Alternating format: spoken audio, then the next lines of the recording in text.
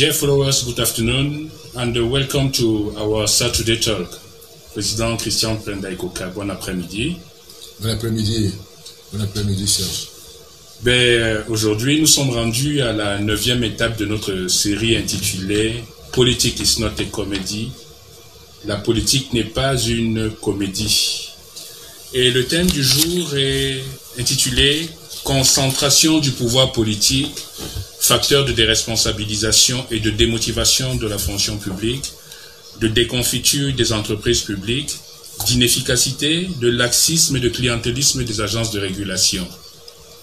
Concentration of political power, a factor of disempowerment and demotivation of the civil service, the collapse of public enterprises, inefficiency, laxity and patronage of regulatory agencies.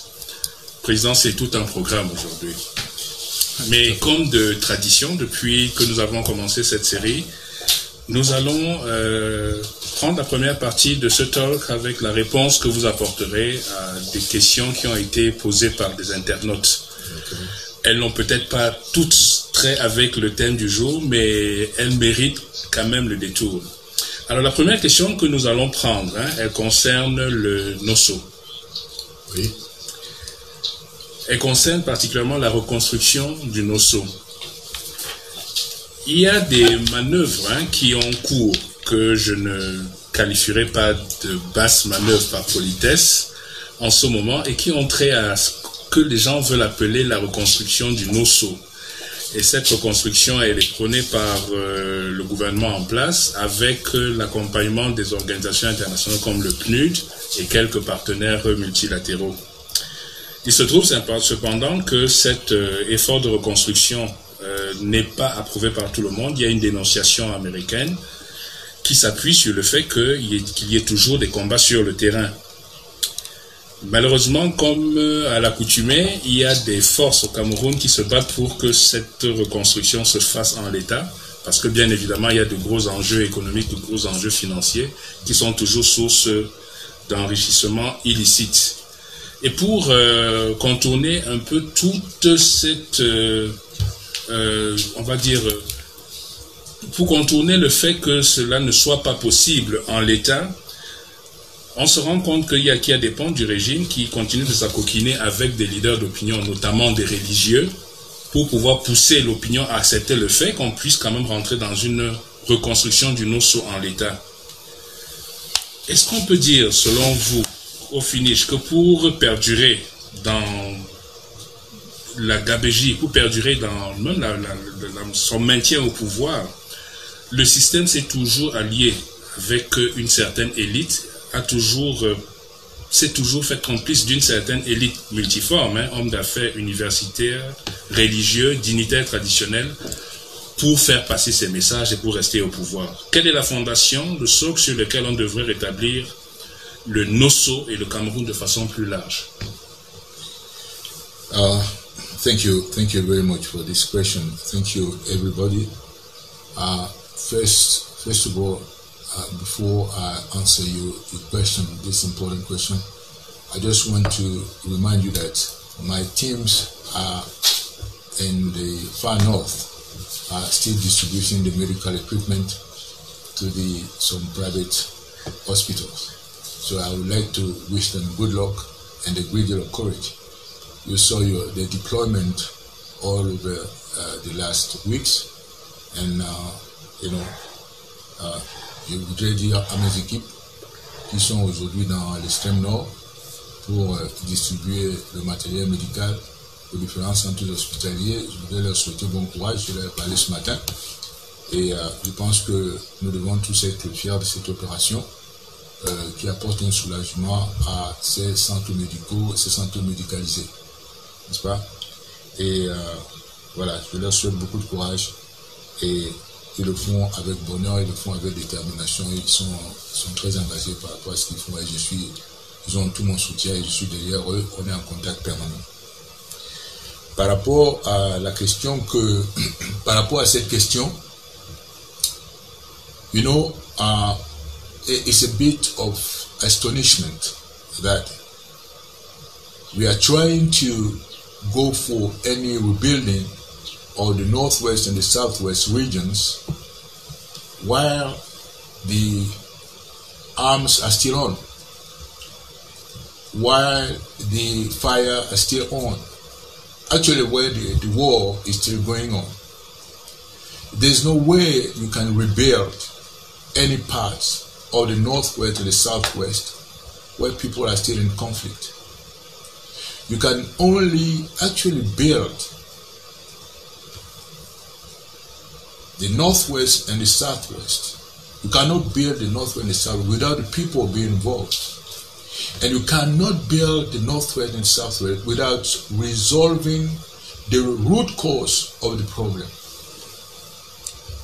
We firstly need to have peace and reconciliation among the people, among us Cameroonians. So the first step for this should have been the release of all the political prisoners.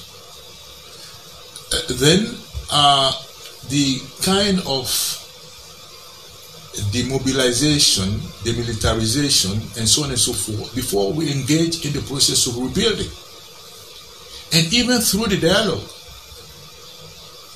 Because je ne vois pas comment vous allez construire alors qu'il y a encore la guerre. On ne peut pas construire pendant la guerre. On ne peut pas construire pendant que les armes sont encore un peu partout en train de pétarder. Et je peux comprendre la position des États-Unis par rapport à cette précipitation pour la reconstruction. Vous connaissez l'habitude des gens chez nous. On se précipite parce qu'on vous a offert de l'argent. Et naturellement, l'organisation même qui a offert de l'argent, qui a offert cet argent, le PNUD. Mais je trouve ça complètement inopportun et déplacé. Ils construisent quoi exactement? Vous construisez pour qui? Vous construisez sans qu'il y ait la paix? Vous construisez sans qu'il y ait la réconciliation? Est-ce que c'est les constructions là qui sont même mises en danger, mises en péril parce qu'il n'y a pas de paix, qui vont constituer le facteur de paix? Je pense que non. Ce qui s'est passé là-bas, c'est dans les esprits des gens. Et tant qu'on n'aura pas fait, n'est-ce pas, on n'aura pas commencé par résoudre la racine du problème, c'est-à-dire le cœur du problème, pour retrouver la paix, la réconciliation entre les Camerounais, de manière à ce que nous voulons reconstruire soit le résultat d'un processus consensuel et participatif. Vous construisez sans les gens qui sont concernés. Vous construisez pendant qu'il y a des millions de personnes, Serge, encore déplacées. Ouais. À l'intérieur comme à l'extérieur. À l'intérieur comme à l'extérieur. Ouais. Vous construisez pour qui? Encore une fois, ça va être des constructions décidées par Yaoundé. Ouais. Mais vous ne voyez pas donc l'hypercentralisation, la concentration du pouvoir dans les mains d'un seul individu qui va décider à la place des gens qui vont être les usagers, les bénéficiaires. J'aurais imaginé que quand je veux faire quelque chose pour vous, je vous y associe. Tout à fait. Vous savez, il y a un vieux dicton qui dit « Ce qui se fait sans moi se fait contre moi. Ce qui se fait soi-disant pour moi, mais sans moi, se fait contre moi. » Donc, ce que vous êtes en train de construire, soi-disant pour les populations du Nozo, mais sans leur implication, est en train de se faire contre elles. Mais comme à l'accoutumée, ce régime, on y est habitué. Et d'ailleurs, vous venez bien de le souligner, il n'aurait pas pu, je le dis très souvent, mettre 40 ans sans la complicité d'une élite multiforme qui comprend aussi bien des hommes d'affaires que des religieux, des hommes de Dieu, des universitaires que des sœurs traditionnelles, des hommes d'affaires, comme je viens de le dire, des hommes politiques, des femmes politiques, ainsi de suite. Mais qui ont pour principale caractéristique l'égoïsme, la corruption, l'impunité, la couardise. C'est à cause de leur complicité que le Cameroun se trouve là où il est. Parce qu'ils n'ont pas eu le courage de dénoncer un système, de dénoncer un individu, de lui dire que ça ne peut pas se faire. Et aujourd'hui, alors que les États-Unis sont en train de dire que on ne peut pas faire une construction et que je m'associe à cette observation sans qu'il y ait la paix à un endroit, ils vont chercher les religieux.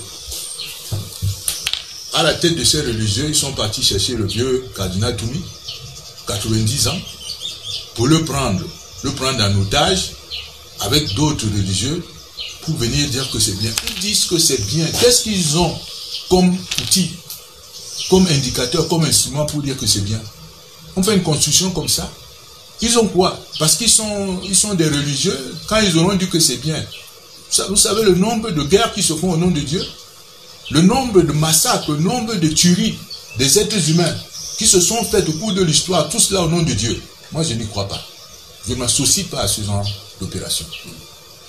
Ça, c'est s'ils ne se rendent pas compte que utiliser le nom de Dieu, prendre Dieu en otage pour des faits comme ceux-là, c'est extrêmement dangereux.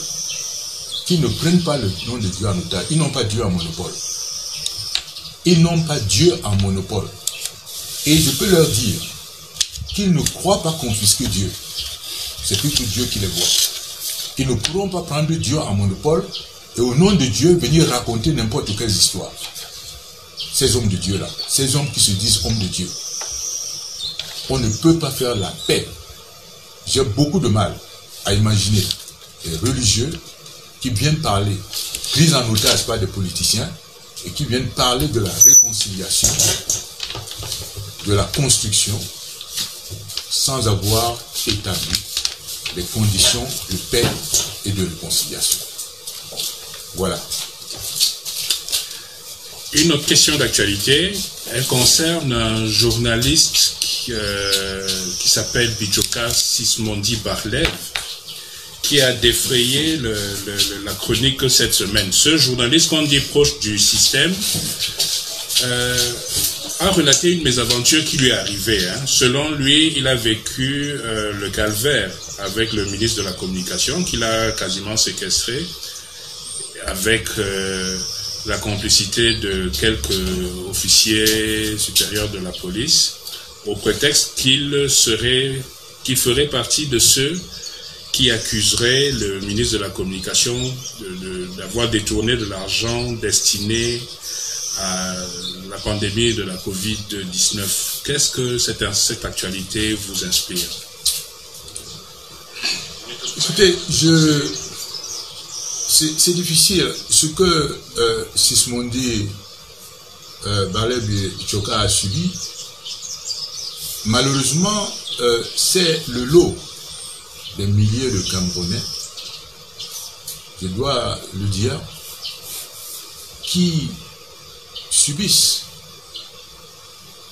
ce que on voit aujourd'hui au Cameroun, un État qui, au contraire de ce que ses obligations lui dictent en matière de protection de ses citoyens, a pris l'option de violer leurs droits les plus élémentaires, de bafouer leur dignité et simplement de ne pas avoir de considération pour la vie humaine. Mais ce que je dis à Sismondi Bijoka, et j'ai senti chez lui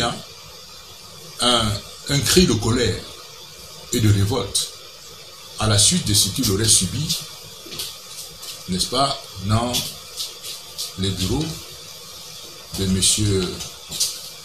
Sadi. Si cela s'avère vrai, je suis fortement indigné. Mais je dis à Sismondi que c'est ça le sens de notre combat. Le sens de notre combat, c'est de faire en sorte que ses propres enfants, tels qu'il le décrit, qui l'accompagnaient, donc ses propres enfants, qui pourraient être mes petits-enfants, ne subissent plus à l'avenir, n'est-ce pas, le sort de leur père, le sort que leur papa vient de subir. C'est le sens de notre combat. Nous menons ce combat pour que les enfants de Sismondi Bichoka, les enfants de leurs enfants, c'est-à-dire mes petits-enfants et les enfants de mes petits-enfants, demain, soient libres dans ce pays, qu'ils puissent s'exprimer librement, qu'ils puissent exprimer librement leur talent, où qu'ils soient au Cameroun, qu'ils soient chez eux partout au Cameroun. Je répète à Sismondi Bichoka que c'est le sens de notre combat. Malheureusement, très souvent, les gens ne se rendent pas compte que quand on va au festin avec le diable, on finit toujours par le payer.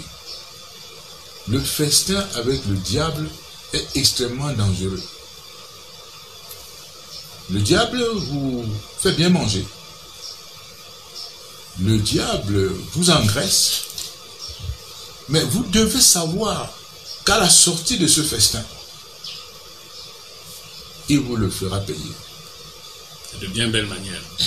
Et de bien belle manière. Le festin avec le diable est toujours dangereux. Voilà pourquoi je m'associe véritablement à sa douleur et à son cri d'indignation.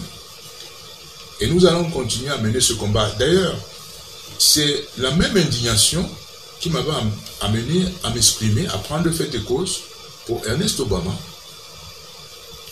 qui s'est retrouvé devant le même cas, n'est-ce pas, de traitement injuste, illégal et inhumain, et qui m'avait amené à commettre un tweet pour dire que non, aussi bien Obama que son patron dans cette affaire, ils avaient exactement les mêmes droits, que nul n'était au-dessus des lois. Et dans le cas d'espèce, il n'y a pas de ministre, il n'y a pas de président de la République. Il ne faut pas qu'il y ait des citoyens camerounais qui soient au-dessus de la loi. Tout le monde doit être égal devant la loi. Et que M. Bichoka soit appelé par un ministre, qu'il y aille. D'ailleurs, je vais dire un peu naïvement, parce s'il imaginait un seul instant le traitement qu'on allait lui servir là-bas, n'est-ce pas, il n'aurait certainement pas amené 2 enfants, 3 ans, je crois 1 an et demi. Lui, il y allait de gaieté le cœur. Je ne sais pas s'il pensait qu'il était en terrain ami ou favorable. Mais ce qu'il nous a décrit après est simplement, pour moi, inadmissible. Il n'y a aucune raison, je dis bien aucune, qui peut justifier le traitement qu'il a décrit s'il est avéré. Et je répète, c'est le sens de notre combat. Malheureusement, je vais dire à Sismondi que nous ne pouvons, tout cela est le résultat de la complicité de beaucoup de gens, y compris dans sa profession. Parce que, je répète, ce régime ne peut pas avoir, n'est-ce pas, duré aussi longtemps et avoir produit des monstres qui sont sans humanité et avoir produit des Camerounais insensibles qui n'ont aucune empathie pour ce qui arrive aux autres. C'est-à-dire que normalement les gens, j'aurais dû voir des gens se lever et avoir, n'est-ce pas, la même révolte que Sismondi Bichoka, pour peu qu'on ait un peu d'empathie. Parce qu'à certains moments, quand ça arrivait probablement à Obama, certains disaient ça n'arrive qu'aux autres. Mais quand ça nous arrive, là on peut comprendre que non, c'est le lot de nous tous.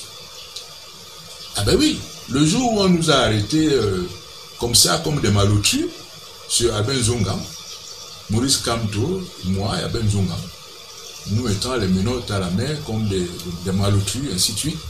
Certainement, il y a des gens qui ont dû se réjouir en se disant, ça arrive qu'aux autres. Alors que là, aucune charge, rien du tout. Nous traîner comme ils ont fait, de toute façon, je ne sais pas, moi, si c'est là pour me plaindre, mais il y a beaucoup d'autres qui ont fait la description des conditions dans lesquelles on a été traité. Mais on pouvait penser au Cameroun que ça arrive aux autres. Mais non, on se dit jamais plus jamais.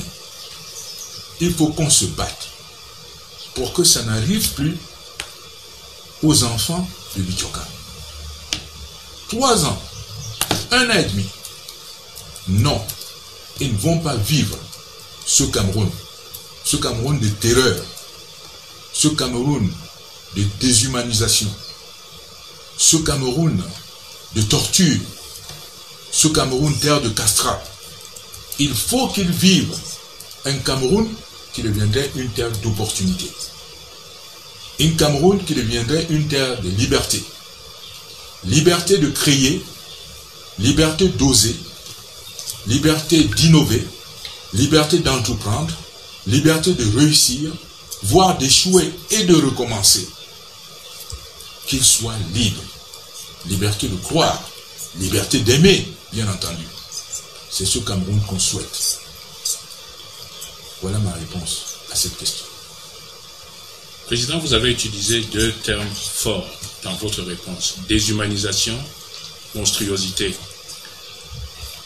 Des images choquantes ont été diffusées sur Internet montrant un anglophone détenu depuis plus de 2 ans qui est décédé dans son lit d'hôpital avec les menottes au poing. Il n'avait pas été jugé, il était détenu depuis 2 ans. Qu'est-ce qu'une image comme celle-là peut renvoyer à des personnes à qui on dit qu'on va venir faire de la reconstruction? Serge, avant, bien entendu, mais je voudrais vous rappeler, parce que ce sont des images qui m'habitent quotidiennement. Je voudrais vous rappeler avant cela, pratiquement au milieu de l'année 2019, hein, ma fille? Oui. Souvenez-vous qu'on massacre un bébé. Un bébé, 4 mois. Vous êtes déshumanisé, puisque je n'ai pas vu, en dehors des discussions dans les chaumières, je n'ai pas vu les mamans sortir pour dire non. Pour dire non. Les mamans camerounaises, jeunes, moins jeunes, dire non. Que ça là, ça ne doit pas arriver. Je vous parle d'un bébé de 4 mois. Je n'ai pas vu des leaders politiques ou des leaders, toutes catégories confondues, c'est-à-dire au-delà de nos chapelles partisanes, faire front commun, parce qu'il s'agit aujourd'hui de cela. C'est-à-dire que je sois du RDPC, que je sois du MRC, que je sois du SDF, de l'UNDP, et ainsi de suite, mais je me serais attendu à voir des leaders d'opinion, toutes religions confondues, tout parti politique confondu, dire que c'est inadmissible. Si une société n'est pas capable de produire ce genre de leader, vous comprendrez, Serge, que ce soit une société déshumanisée. Vous avez affaire à ce moment-là à des animaux, vous n'avez plus affaire à des êtres humains. Vous n'avez plus affaire à des êtres humains. Parce que ici, je ne suis pas dans un combat partisan. Je ne suis pas ici en train de défendre le MRC, ou le SDF, ou le RDPC. Je suis en train de défendre une société civilisée, une société humaine que nous devons bâtir au Cameroun. Une société qui se projette dans l'avenir et qui n'a pour seul objectif, pour seule finalité que l'homme. De rendre cet homme-là, quand je dis homme, je pense bien entendu aux femmes également, une société dont toute l'action de l'État, toute l'action des leaders n'a pour seul but que d'assurer le bonheur de ses enfants. Mais quand vous avez une société où il n'y a plus ça, non. Quand je vous vois, tout mon rêve, je vous le dis souvent, c'est que vous puissiez réaliser vos aspirations matérielles, intellectuelles, spirituelles. C'est ce cadre que nous devons créer. C'est pas autre chose. Mais si nous sommes venus faire cette politique, où nous sommes venus, nous cherchons des positions de dirigeants dans une société pour des fins égoïstes, we miss the target.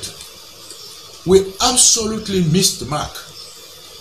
We absolutely missed the mark. The purpose of politics is about the people. It's about the happiness of the people. It's not about our selfish interest. Whatever your position, should you be a business leader? Should you be a political leader? Should you be a religious leader?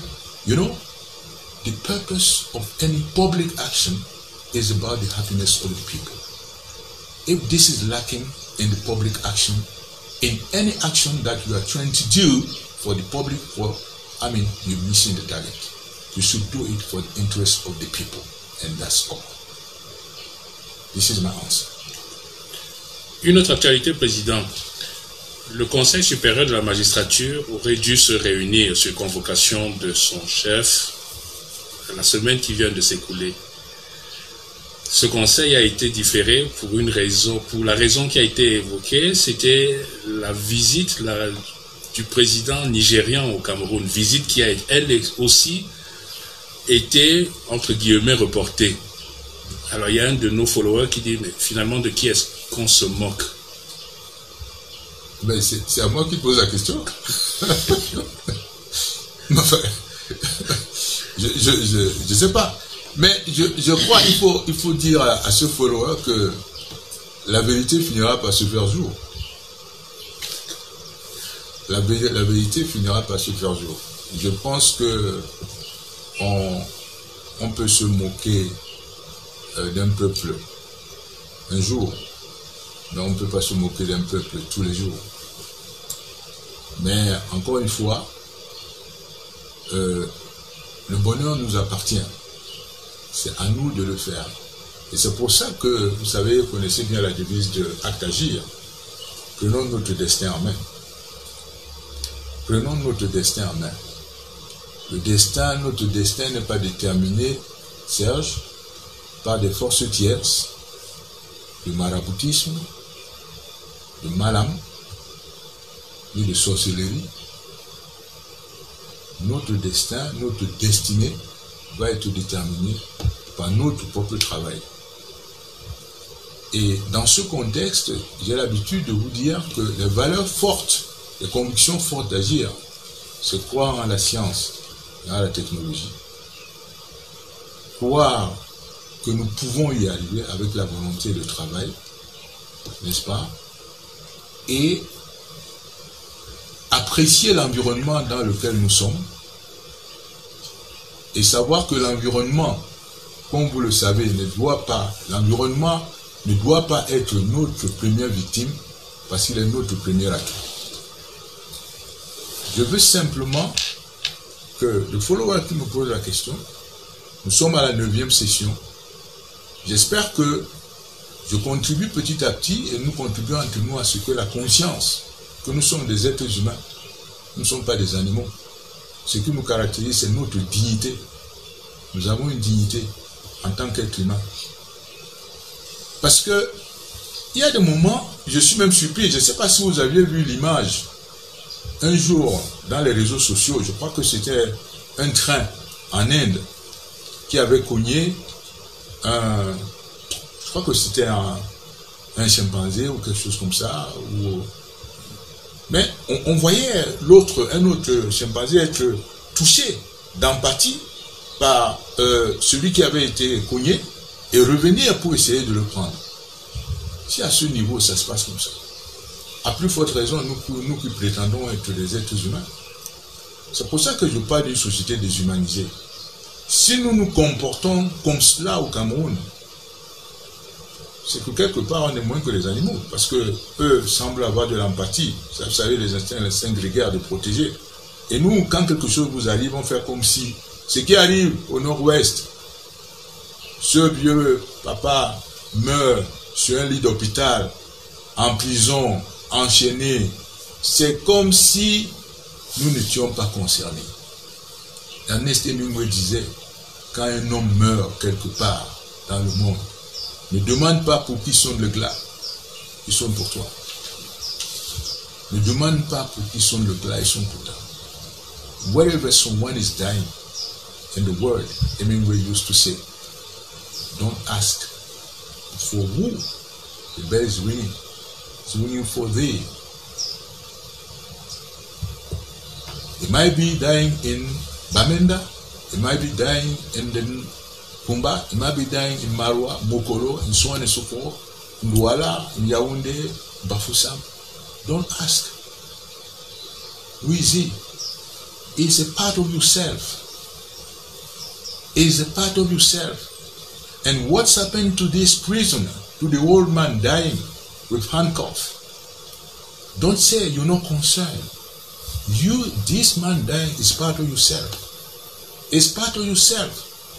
It's part of you which is dying. Until we are really concerned by Cameroonians in the spirit of brotherhood that we're trying to build now, in this consciousness of brotherhood, fraternity, will not be there. We miss the mark. We miss the mark. Président, les relations entre la France et le Cameroun sont à la croisée des chemins. Mais est-ce qu'au-delà de tout, on devrait prendre la France toujours comme bouc émissaire de tout ce qui nous arrive? Est-ce que la France a vraiment bridé le développement du Cameroun? Et quels sont les vrais ennemis finalement du Cameroun en France? L'État français, les Français? Serge, d'abord, je vais vous dire, nous avons une attitude à laquelle il faut faire attention. Il ne faut pas que nos défaillances, on en cherche toujours les boucs émissaires.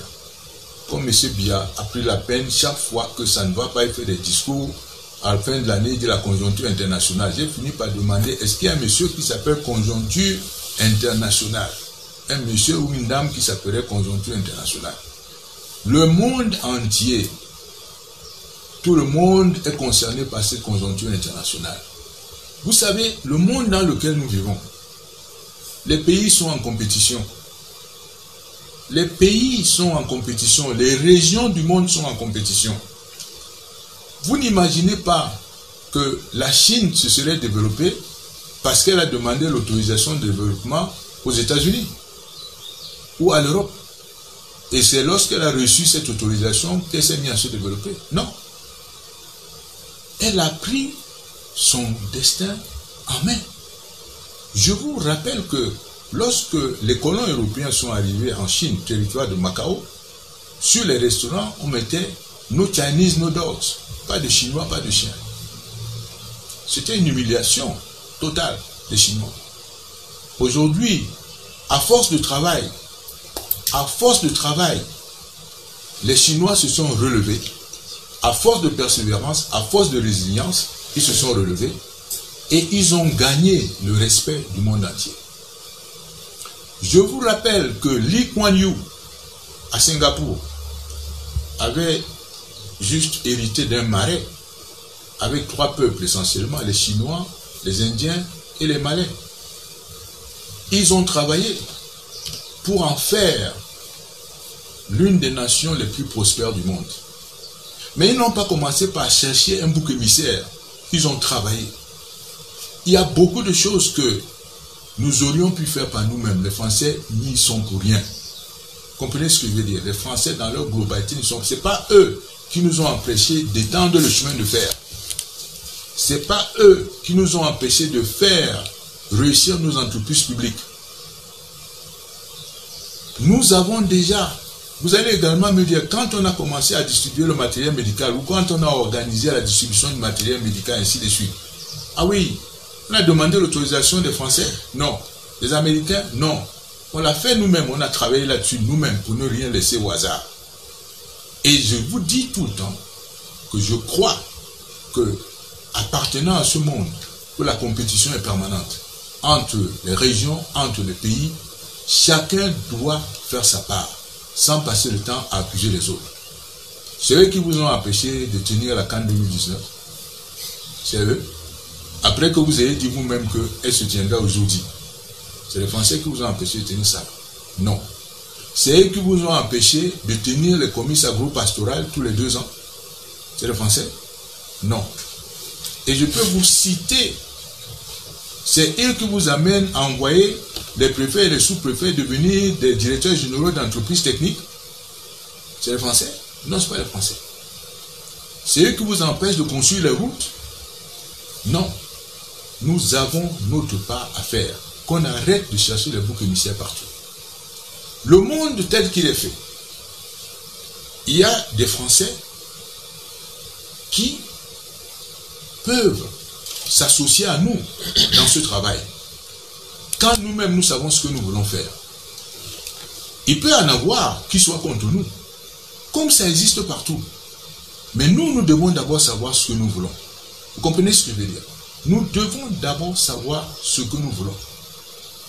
Et à ce niveau-là, il y a des marges de manœuvre. C'est bien de vous le dire. Je vais vous rappeler peut-être quelque chose que vous avez oublié. Aux États, en Amérique, les Anglais, les États-Unis c'était une colonie anglaise. Quand vous entendez parler de la guerre de l'indépendance, et la fête de l'indépendance américaine célébrée le 4 juillet, vous pensez à quoi? Les Américains célèbrent leur indépendance le 4 juillet. C'est-à-dire que les Américains ont lutté contre leurs propres cousins anglais qui voulaient les maintenir en colonie. Ils ont dit non. Mais vous n'allez pas légiférer à Londres sur le sort, sur notre sort ici. C'est-à-dire que vous allez légiférer à 7000 km. Et nous allons rester une colonie. C'est pour ça qu'ils ont fait la guerre. Ils luttaient contre leurs propres cousins. Ainsi est le monde. Vous vous battez pour mériter votre place. Et naturellement, si c'est un problème de leadership, mais si c'est lui qui doit assurer le leadership, il passe plutôt le temps à faire la corruption et l'impunité. Il passe le temps à vous diviser dans une espèce d'ethnofascisme. Mais vous n'aurez pas le temps pour construire, même pour envisager l'avenir, pour projeter l'avenir. Donc, c'est essentiellement un problème de leadership. Et je vous ai dit l'autre jour, si un jour il nous arrivait, par exemple, d'être en position, et d'ailleurs, je vous ai souvent dit qu'on n'attend même pas à Acte Agir d'être en position. Nous avons déjà des marges de manœuvre là, maintenant. Parce que si nous ne savons pas faire maintenant, ce n'est pas le jour où nous sommes que nous saurons faire. Il faut déjà qu'on fasse la preuve de ce que nous pouvons faire dès maintenant. Comme ça, donc être toujours en situation de quelqu'un qui est en entraînement permanent. En situation de quelqu'un parce que le joueur qui va jouer un match de compétition au football ou dans tout autre sport, il s'entraîne en permanence. C'est ça qui fait en sorte qu'il soit prêt le jour du match. Donc, il nous faut être de manière permanente en situation d'entraînement. De façon à ce que lorsque la guerre arrive, ou cette compétition arrive, que nous soyons prêts. Vous voyez? Donc on arrête d'accuser. Ça, il peut y avoir un groupe de Français qui, pour des intérêts particuliers, je vous le signale, va s'associer à nos dictateurs ici.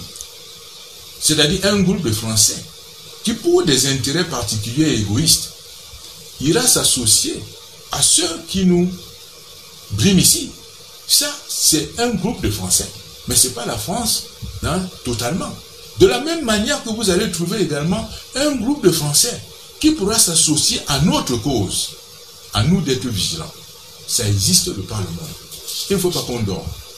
Si quelqu'un veut nous attaquer, on se lève. Il faut qu'on soit très stratège. Il faut qu'on soit vigilant. Il faut qu'on soit anticipatif. C'est ça que nous devons avoir comme qualité. Et savoir que dans ce monde, si vous dormez, il y a quelqu'un qui lui regarde si vous dormez. Et si vous dormez, il va vous donner un coup. Vous voyez ce que je veux dire? C'est de cela qu'il s'agit. Et si vous avez un leadership qui somnole, qui sommeille, c'est très mauvais, il faut vous en débarrasser. Et le plus rapidement possible. Parce qu'il peut vous conduire dans le chaos. Voilà. Vous venez de faire référence à Lee Kuan Yew, qui a fait de Singapour un exemple de prospérité qui ne se discute pas. Le Cameroun et Singapour, rappelons-le, il y a 40 ans, étaient à peu près au même niveau de développement. Est-ce que nous sommes fondés de penser qu'au jour d'aujourd'hui, nous aurions pu avoir aussi le même niveau de développement que Singapour? Quand on voit ce que M. Ahidjo a fait entre 1960 et 1980, est-ce que le Cameroun, avec du recul, aurait pu être aujourd'hui une puissance comme Singapour? Oui, sans aucun doute. D'ailleurs, nous avions, du point de vue des dotations naturelles, nous avons plus de richesses naturelles que Singapour. Singapour, c'est un morceau de rocher.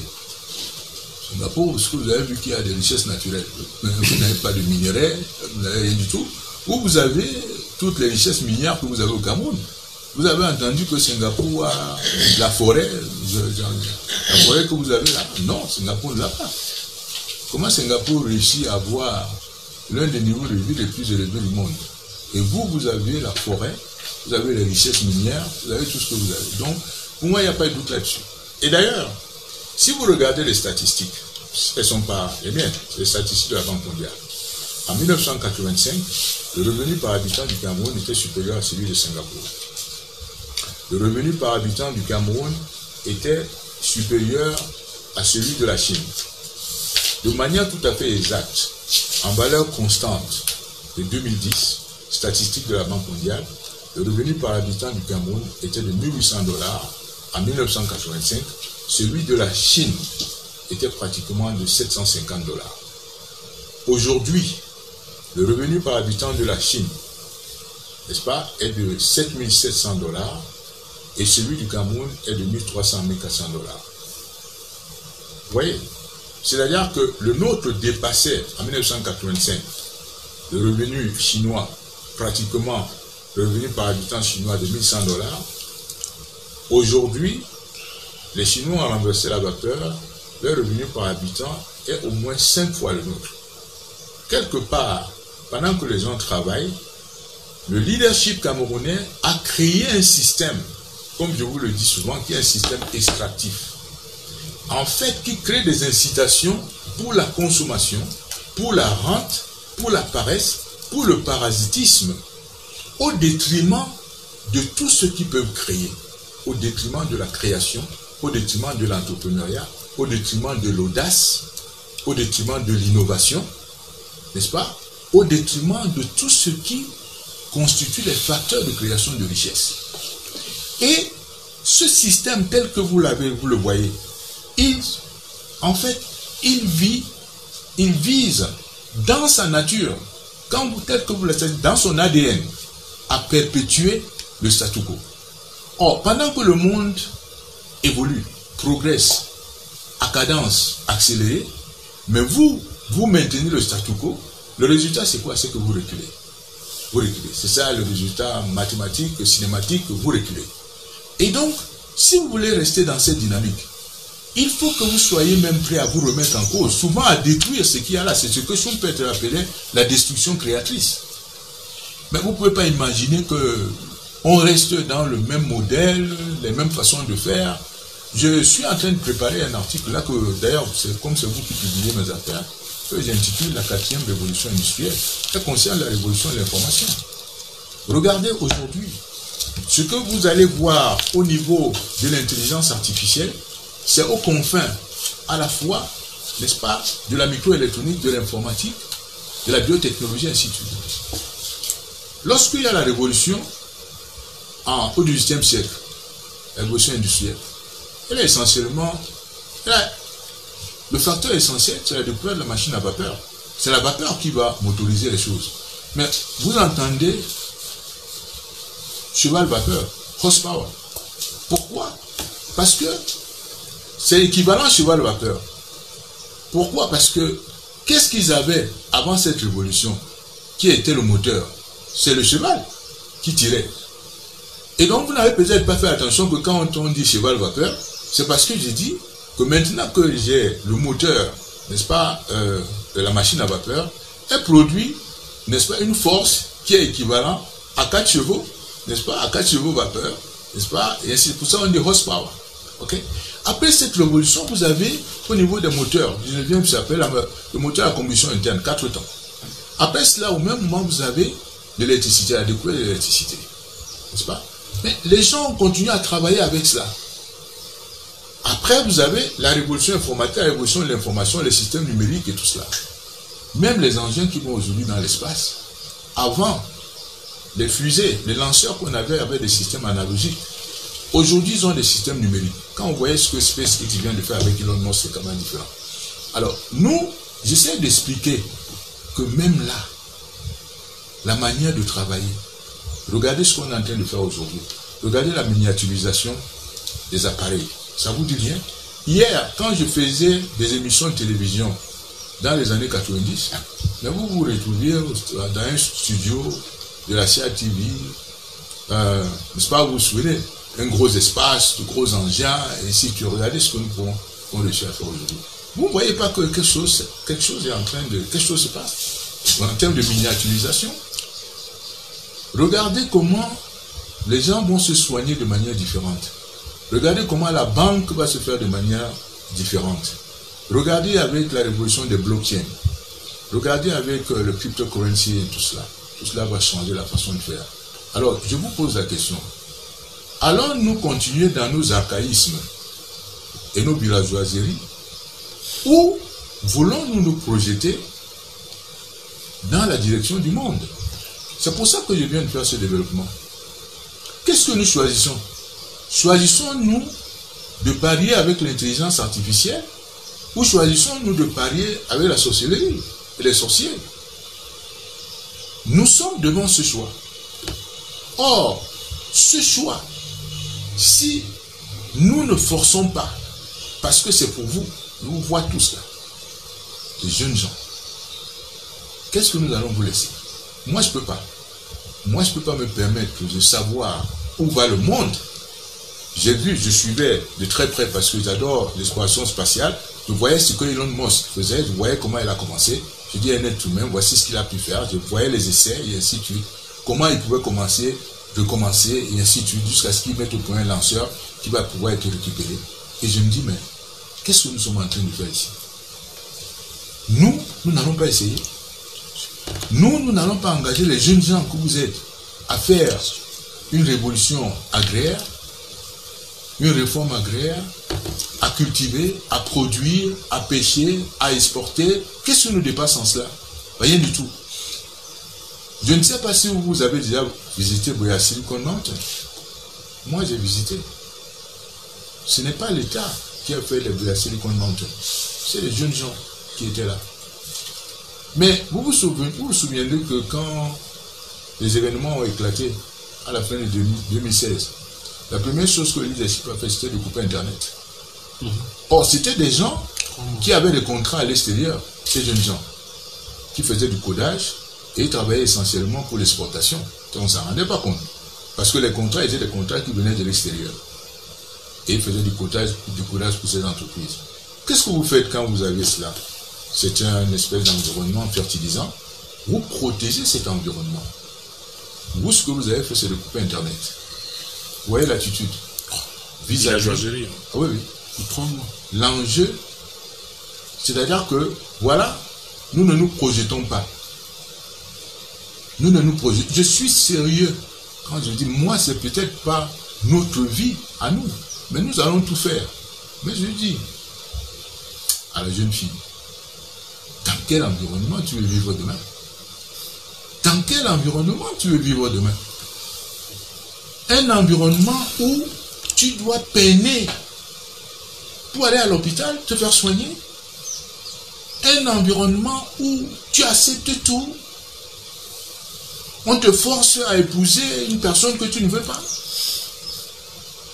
On te force à faire ce que tu ne veux pas, comme ton arrière-grand-mère. Où tu dois te dire que non, il faut que ça change. Il faut qu'on avance. Il faut qu'on avance. On ne peut pas avancer à reculons. Moi, je suis comme ça. Je vous convie donc à ce qu'on avance et qu'on enlève toutes les chaînes des gens qui veulent nous faire régresser. Voilà le pari que nous avons.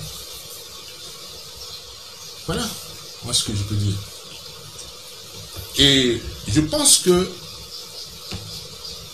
vous avez dit quelque chose. Si je compare le président Aïdjo, certainement vous allez dire moins instruit que M. Biya. Mais là, ce n'est pas le problème d'instruction. C'est un problème de caractère. Aïdjo était quelqu'un de digne, de fier. Mais pas la fierté creuse ou l'orgueil creux. Il voulait que ça se repose sur des faits, on the deeds. Il voulait que, par rapport à ses pairs, quand il va aux réunions de l'OUA, où il allait très souvent, qu'on ne le regarde pas de haut, qu'on dise qu'il a réalisé des choses. Voilà pourquoi il a fait le palais de l'unité. Mais on vous dira que pendant la construction du palais de l'unité, il était là. Il venait regarder, surveiller. Ce chemin de fer qui s'arrête en Gaoundéré, quand Aïdjo arrive au pouvoir, le chemin de fer ne fait pas Yaoundé Ngaoundéré. Le fait. Il le fait. Et il avait un plan pour faire le trans-camerounais. Il y avait un bureau d'études, office des trans-camerounais, donc il avait déjà en tête de faire le trans-camerounais. Vous, donc en plan de faire le trans-camerounais, donc qu'est-ce qui devait traverser le Cameroun, de part en part. Vous arrivez, qu'est-ce que vous en avez fait? Qu'est-ce que vous en avez fait de l'office du trans-camerounais? L'idée est là, tel que ça le dit, Transcam. C'est-à-dire qu'un chemin de fer qui traverserait le Cameroun de part en part. Où il est? Où est le projet? Qu'est-ce qu'il est devenu? C'est exactement cela. Il avait cette ambition, il avait cette volonté de réussir. Il était présent, il contrôlait. Vous ne pouvez rien faire, ne me parlez pas d'un leadership engagé si vous ne contrôlez pas. Si vous ne faites pas des réunions régulières, si vous ne faites pas le point avec vos ministres, ça c'est pas du management. Rien ne se fait, que ce soit dans vos familles, que ce soit dans une petite tontine de l'école, que ce soit dans n'importe quelle petite organisation. Elle ne peut pas fonctionner si les gens ne se réunissent pas, si les gens ne font pas le point. Qu'est-ce que vous voulez me dire? Ce n'est pas la gouvernance que vous avez au Cameroun. Excusez-moi. Excusez-moi, qu'on fasse n'importe quoi, ce n'est pas cela. On ne peut pas. Vous ne pouvez pas atteindre le moindre objectif si, vous n'en fixez pas à vos différents ministres sur la base des plans et de vos orientations que vous avez données et que vous dites à chaque ministre, par rapport aux orientations que j'ai indiquées, dites-moi comment ton ministère, à toi, va contribuer à la réalisation des orientations que je donne. Ton ministère, en tant que ministère de la Santé, le tien, en tant que ministère de l'Industrie, le tien, en tant que ministère de l'Agriculture, l'autre, en tant que ministère des Travaux publics, chacun dans son domaine. Comment il va contribuer à ce que mon projet de société se réalise? Chacun doit venir me donner cela. On discute, on débat, on tombe d'accord sur un plan d'action, un chronogramme avec des indicateurs de performance et je tiens régulièrement des réunions. Lorsque le président de la République vient vous dire la CAN se tiendra aujourd'hui, dites-moi, c'est sur la base de quoi? On lui a montré un plan qui montrait que tout était fait, qu'on avait l'argent, qu'on avait sélectionné les entreprises, que voici le chronogramme qui indiquait que ça se tiendrait aujourd'hui. Non, il n'avait rien de tout cela. C'était encore une incantation, un vœu pieux. Un vœu pieux. Ce n'est pas comme ça que ça se fait. quand vous devez annoncer, faire ce genre d'annonce publique, vous disposez déjà des plans de détail, des chronogrammes, des responsables que vous pouvez pointer, chacun dans son domaine. C'est comme ça qu'on fait les choses, les projets. Et vous pouvez savoir, à 2 ans de l'événement, si vous tenez la route. Si vous n'avez suivi pas les dérapages. À 1 an, à 18 mois de l'événement, vous devez pouvoir savoir que vous tenez toujours le cap. Et si vous êtes en dérapage, rattrapez. Mais vous n'arrivez pas. Puisque c'est quelque chose qui devait se tenir en 2019. Il se trouve que, jusqu'aujourd'hui, il y a des ouvrages qui ne sont pas terminés. Vous ne pourriez pas tenir en 2019. Donc les gens qui venaient lui dire qu'on va tenir aujourd'hui, c'était sur la base des incantations. Vous avez pu le voir. Certains qui disaient que oui, on aura la canne la plus merveilleuse. J'ai même ajouté dans une des vidéos, mais il leur manquait simplement de dire que la reine Elisabeth va venir assister au bal. Vous voyez ce que je veux dire? C'est-à-dire, comme ça. On saura des choses comme ça. Vous vous souvenez de cette émission, par exemple, Africa 24? Oui. Où quelqu'un, un ministre dit que, mais quoi? Chef de l'État, président de la République. Quand il a dit quelque chose, c'est comme si c'était, Amen. La baguette magique. Bien. Oracle de Yahweh le Tout-Puissant. Extraordinaire. Extraordinaire. Vous voyez? That's the curse of Cameroon. Mr. President, let us get towards the core of the talk of today.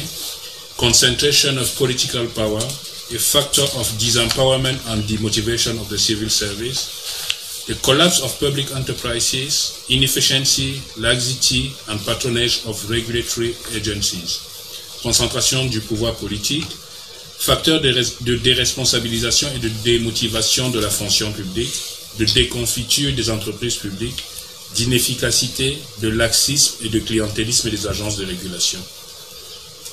Mais, we are listening to you. Yeah, thank you.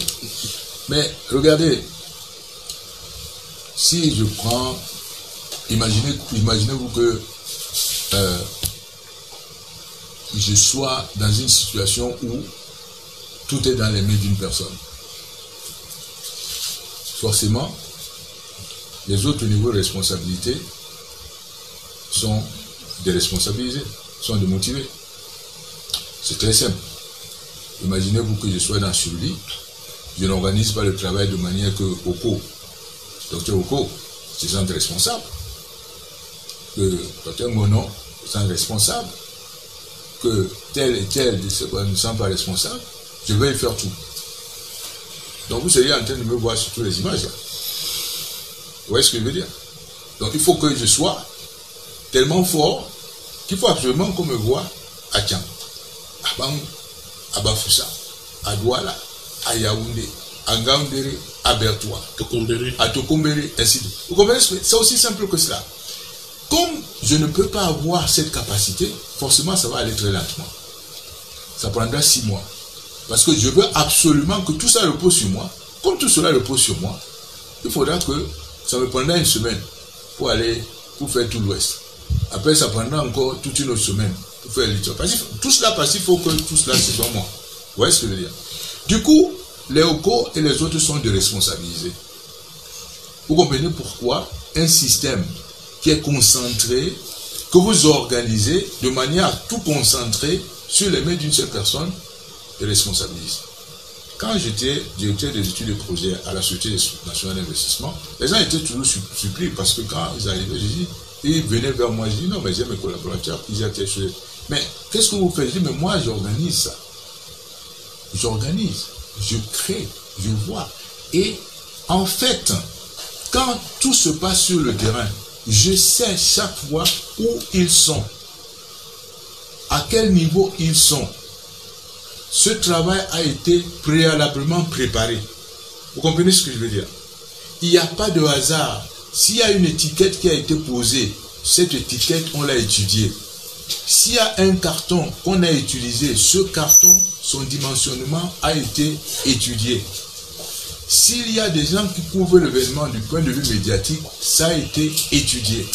C'est la seule façon de faire en sorte que les gens soient responsabilisés, que chacun fasse son travail et que ça ne devienne pas l'objet du hasard et que toutes ces énergies concourent à la réalisation de l'objectif global.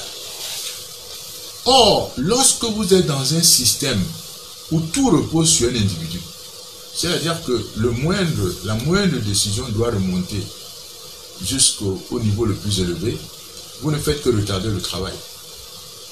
En fait, vous avez plusieurs soldats qui ne travaillent pas, parce que vous avez très mal organisé le travail, et ça provoque quoi? En fait, non seulement ça provoque la déresponsabilisation, mais ça provoque également la démotivation. La déresponsabilisation, mais également la démotivation. Et quand il y a cette démotivation, et bien sûr que c'est fini, rien ne se fait plus. Vous allez voir l'absentéisme, les gens n'arrivent plus au travail, les gens ne sont plus enthousiastes à travailler, ils ne sont pas... En fait, ils ne se mouillent plus. Ils ne se mouillent plus. Parce que vous n'avez pas fixé un objectif qu'ils partagent. Ils ne sont plus comme participants à une œuvre commune. Ils n'ont plus l'impression qu'ils partagent, ils sont à une entreprise commune dans laquelle ils ont leur partition à jouer. Ce n'est pas possible. Si vous regardez comment, quand SpaceX, pour prendre encore cet exemple, parce que c'est un challenge extraordinaire, quand ils réussissent, les Américains réussissent à envoyer SpaceX, regardez comment le nombre de gens dans l'euphorie, comment ils sont contents. Parce que c'est un travail extraordinaire, c'est des sacrifices, mais les gens le font parce que tout le monde participe. C'est ça que ça devient quand vous faites, que ce n'est plus quelque chose qui est concentré sur un individu, mais vous, votre travail, c'est d'organiser de manière que tout le monde se sente concerné. C'est voilà pourquoi je vous ai demandé tout à l'heure, Serge, mais ils font la reconstruction là pour qui? Ils reconstruisent pour qui? Vous devez être bénéficiaire d'un projet, mais je vous demande pas ce que vous voulez. Moi, je décide de ce que vous voulez. Je viens, je vous l'impose. Vous me voyez avec les engins commencer à construire, mais vous ne participez pas au choix, à la définition de ce que vous voulez. Mais du coup, vous n'êtes pas concerné. Voilà pourquoi je vous parle depuis le début de ce système où les régions, les communes ne sont pas concernées. On voit un jour des gens débarquer avec des engins et se mettre à construire. Quel est leur rôle là-dedans? Quel est leur mot là-dedans? Ils n'ont rien à dire. Qu'est-ce que ça produit? Des responsabilisations, des motivations, des mobilisations. C'est aussi simple que cela. Première loi du management, si vous voulez que ça marche, gestion participative, partage de la vision, partage des objectifs, implication de tout le monde. Vous n'êtes pas là comme un Dieu qu'on a planté quelque part, un Dieu lointain, l'homme-Dieu qui n'est pas Dieu, auquel on ne peut pas accéder. Ensuite, l'autre fait de ce système, c'est que, je vous l'ai dit déjà, comme on se rend compte que il n'y a rien, vous n'êtes pas impliqué par rapport au succès, par rapport au résultat, les gens commencent à développer des comportements hasardeux. Le système crée des incitations à la corruption, à l'impunité, à la paresse, et ainsi de suite. Vous allez voir ce qui va se passer pour les entreprises publiques. Que ce soit Camtel, l'ART, Chantier Naval, la SNI, la SNH, ça va être, excusez-moi le terme, un bordel. Je m'excuse du terme. Lorsque vous allez voir, chacun fait ce qu'il veut. Parce que en fait, ces systèmes, les entreprises en tant que telles, ça devient du clientélisme et du népotisme. ça ne participe pas d'un projet commun. Quelqu'un passe 15 ans à la tête de Camtel. D'abord, on le nomme, on ne sait pas pourquoi on l'a nommé. On l'enlève, il ne sait pas pourquoi on l'a enlevé. Il n'y a rien, il n'y a aucun audit, il n'y a aucun examen, il n'y a aucun audit stratégique pour voir si ça marche. Vous voyez, dans le cas de l'ART par exemple, on m'a parlé du cas de Madame Difo. Enfin, ce qui m'amuse, c'est qu'elle est juste un bouc émissaire. Je ne dis pas qu'elle est sainte, hein. Non, c'est pas ça mon propos.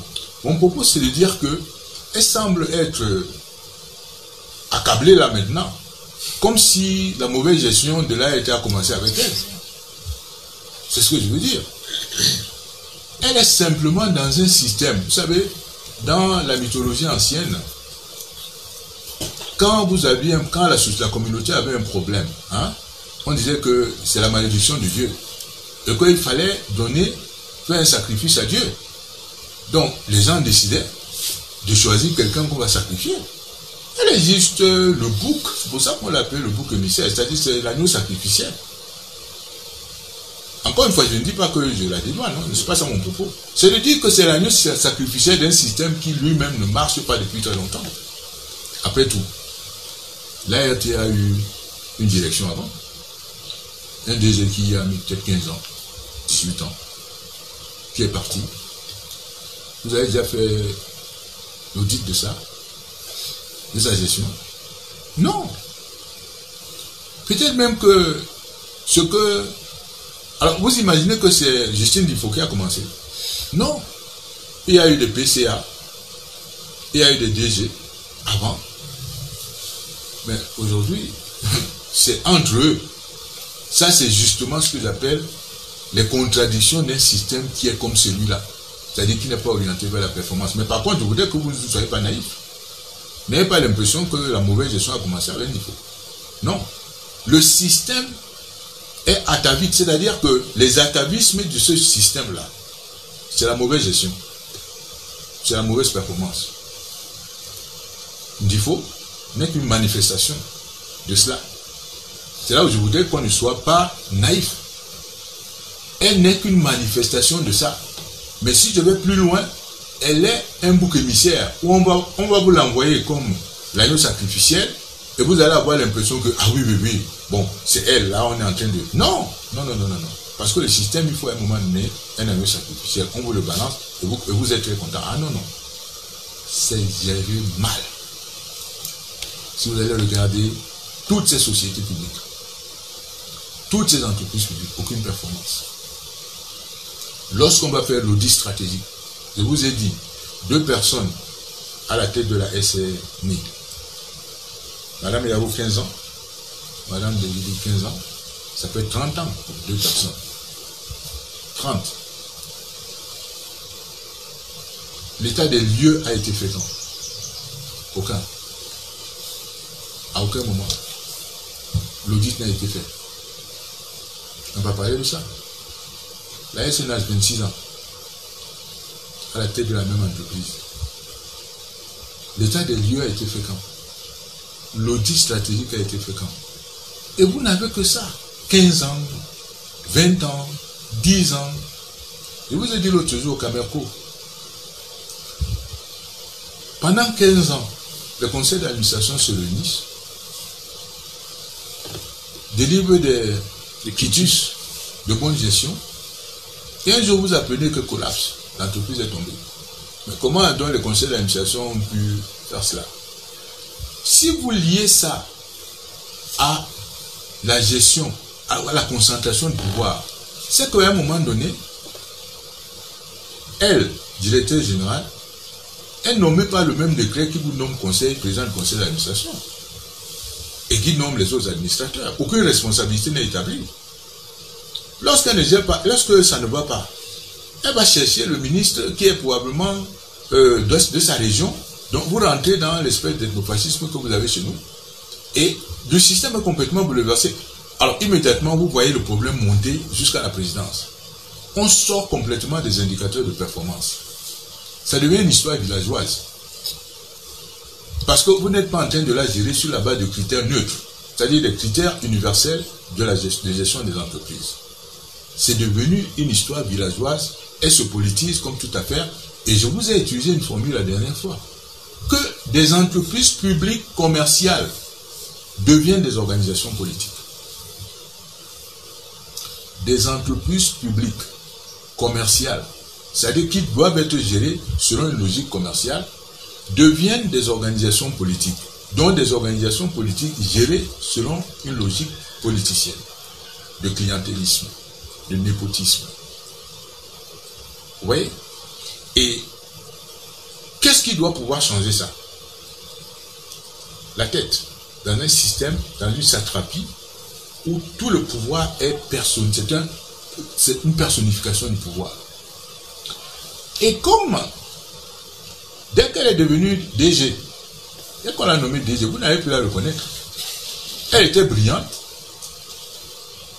Et dès qu'elle est devenue DG, je parle d'elle. Immédiatement, elle va comprendre que mais ce n'est pas ce qu'elle faisait à l'école qui l'a amené là.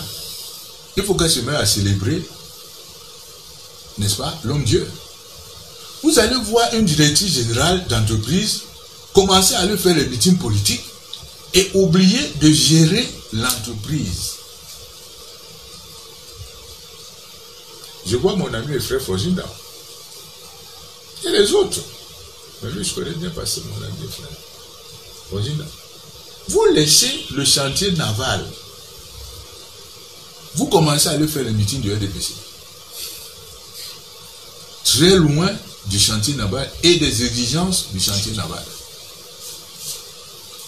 Vous laissez les exigences du port ou des ports de gestion portuaire.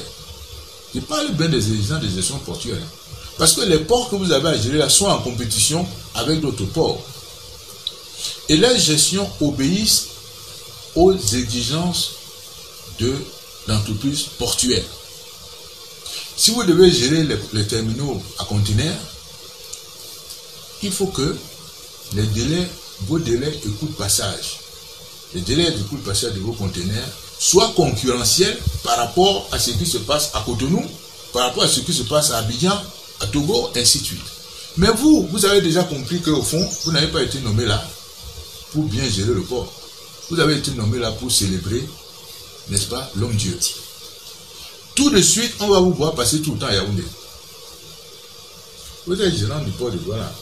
On va vous voir passer tout le temps à Yaoundé, ou gérant du port de Kribé. Vous allez passer tout le temps à Yaoundé. Vous voyez ce que je veux dire? De la même manière, si je laisse ça, c'est ça qui va se passer avec l'ART. Prenons les agences de régulation. Les agences de régulation étaient censées contrôler les performances des entreprises qui travaillaient dans leur secteur. Et les agences de régulation, comme ARCEP, étaient censées être à équidistance de l'État, des opérateurs et des clients. Mais à un moment donné, vous voyez le ministre qui ne comprend pas que l'agence de régulation est censée garantir l'exploitation efficiente du secteur et que l'agence de régulation est censée être à équidistance de tout cela.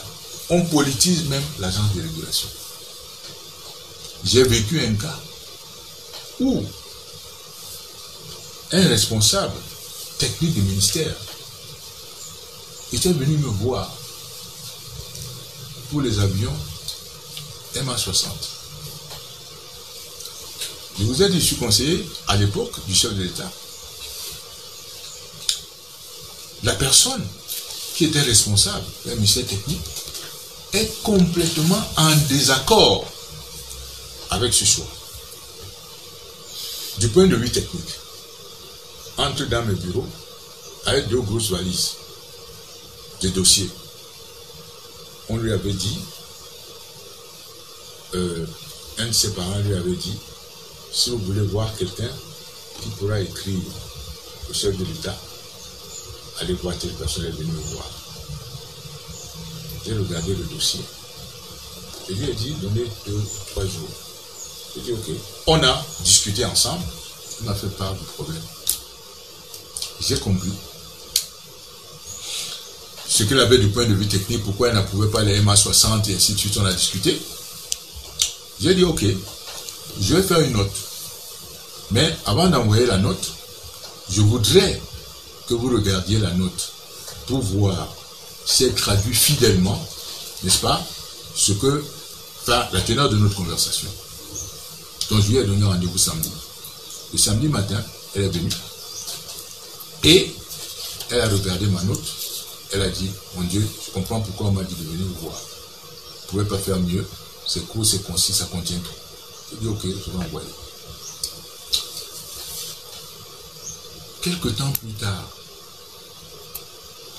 on a forcé la personne. J'ai vu une nomination, je ne vous dis pas à quel niveau, mais j'ai vu la nomination de cette personne à un autre niveau, mais qui était devenu un niveau politique.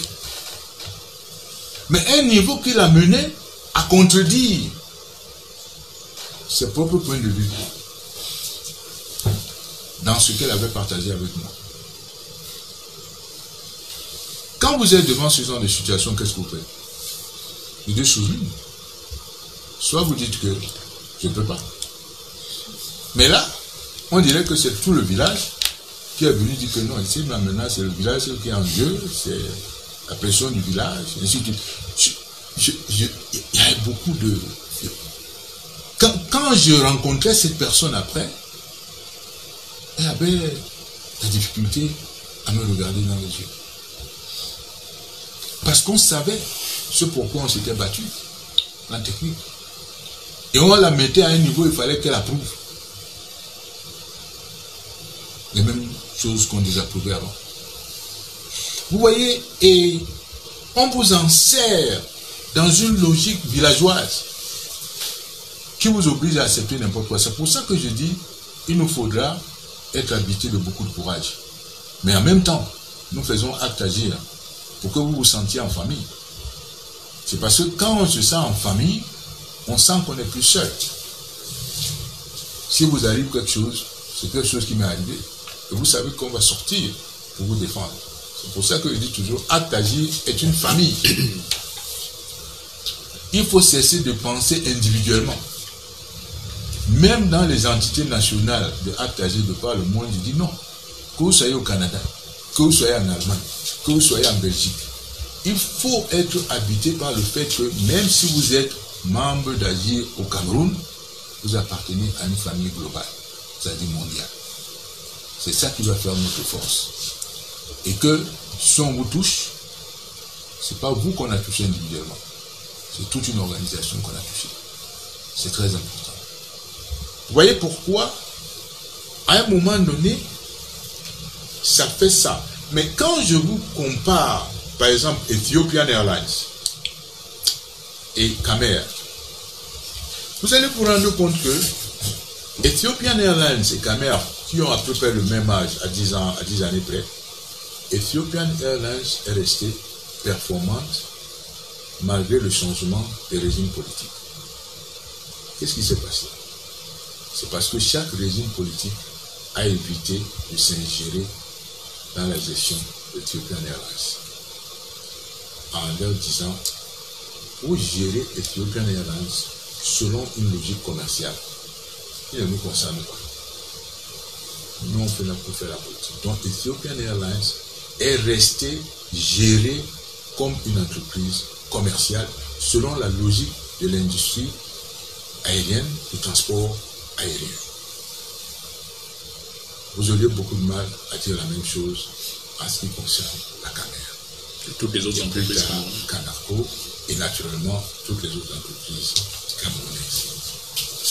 Voilà pourquoi, n'est-ce pas, ce système de concentration de pouvoir dans les mains d'une personne, au fond, il devient très difficile parce que il n'y a plus un seul, comme j'ajoute souvent, sans système de contre-pouvoir. Il n'y a plus rien pour sauver le système. Il n'y a plus rien. Parce que le pouvoir central va expurger complètement tous les autres contre-pouvoirs. quand je vous donne une organisation comme le Conseil économique et social, puisque nous étions en train de parler d'Aïdjo, du temps d'Aïdjo, pour vos parents qui ont vécu ça, ils savent que le Conseil économique et social vivait. Le Conseil économique et social était en fait une organisation qui était un peu un complément d'un parlement. C'est-à-dire que ce que par voie d'élection, ce que la chambre du parlement ne peut pas corriger, peut être corrigé au niveau des recommandations du Conseil économique et social, parce que là-dedans, vous pourriez trouver la famille, les problèmes de famille, le code de la famille, des handicapés, et ainsi de suite. C'est-à-dire que si cette catégorie sociale ou sociétale n'est pas représentée dans la chambre, n'est-ce pas, dans les deux chambres, elle va trouver sa représentation quelque part au Conseil. Vous voyez? Et à ce moment-là, le Conseil tenait des séminaires, organisait des séminaires et faisait un rapport à l'exécutif par rapport à cette problématique. Donc, le Conseil économique et social se saisissait d'un certain nombre de problèmes de la société, n'est-ce pas, et en faisait part à l'exécutif et au Parlement de manière à ce que des recommandations, des instructions soient faites pour résoudre ces problèmes. Mais là, aujourd'hui, vous n'en entendez pratiquement plus parler, malgré le budget qui est le leur. Vous n'en entendez plus parler. Vous voyez ce modèle-là. Vous n'en entendez plus parler. Dans un système qui fonctionne comme ça, parce que quelque part, l'exécutif va être sous la braise, l'exécutif va être sous la braise du Parlement, des contre-pouvoirs, ils vont se saisir d'un certain nombre d'abus qui se passent dans la société pour attirer l'attention de l'exécutif. Et l'exécutif fera attention. Mais là, vous avez une sorte de on va dire quoi, d'alignement de toute la société. Mais vraiment alors, un alignement monotone. On dirait que tout le monde travaille dans le cadre d'un corset qui a enserré tout le monde. N'est-ce pas? Vraiment, c'est une camisole de force où on ne pouvait pas, d'où personne ne peut sortir. Et vous avez plein d'exemples comme ça. Une fois que j'ai ouvert ce chapitre en vous disant cela, mais vous pouvez trouver plein d'exemples autour de vous. Vous en avez plein. Plein. Jusqu'au classement de football, des équipes de football, des entraîneurs. Vous comprenez ce que je dis? Mais il y a même des moments, l'alignement. On vous dit que tel joueur a été choisi par le chef d'État. Premier entraîneur, premier sportif, premier tout. Vous voyez donc la déresponsabilisation de l'entraîneur. Mais parce que moi, quand chef d'État, j'ai déjà dit que Hippolyte Djonkev va jouer. Il n'a jamais joué au football. Je le classe. Mais vous avez dit, quand il va tirer, on va dire que oui, mais heureusement que le chef d'État a dit, parce que vraiment, Djonkev, c'est justement qu'il était là, sur le terrain. Vous comprenez, vous trouvez même le moyen, n'est-ce pas, de féliciter, d'apprécier. Personne pour dire ce jour-là, mais comment est-ce qu'il est en train de dire que la CAN se tiendra au jour 10? Ce n'est pas possible. Parce qu'au moins, s'il y avait eu quelques esprits, je me souviens, je me suis déplacé pour voir quelques hauts responsables, pour leur dire que là, Dia est en train d'aller, n'est-ce pas, c'est-à-dire que sa parole va être décrédibilisée. Je ne vais pas vous donner les noms. Faites des notes. Sa parole va être décrédibilisée. Je voyais des gens âgés me regarder. Je les regardais. Et comme moi j'écris toujours, j'attendais ce que j'avais écrit. Quand on a été éliminé là, j'ai encore rencontré ces gens, ils avaient beaucoup de mal à me regarder. Ils avaient beaucoup de mal à me regarder. Mais comme d'habitude, je vous dis, puisque vous êtes mon éditeur, vous allez voir les papiers un jour, vous connaîtrez de qui il s'agit. Voilà.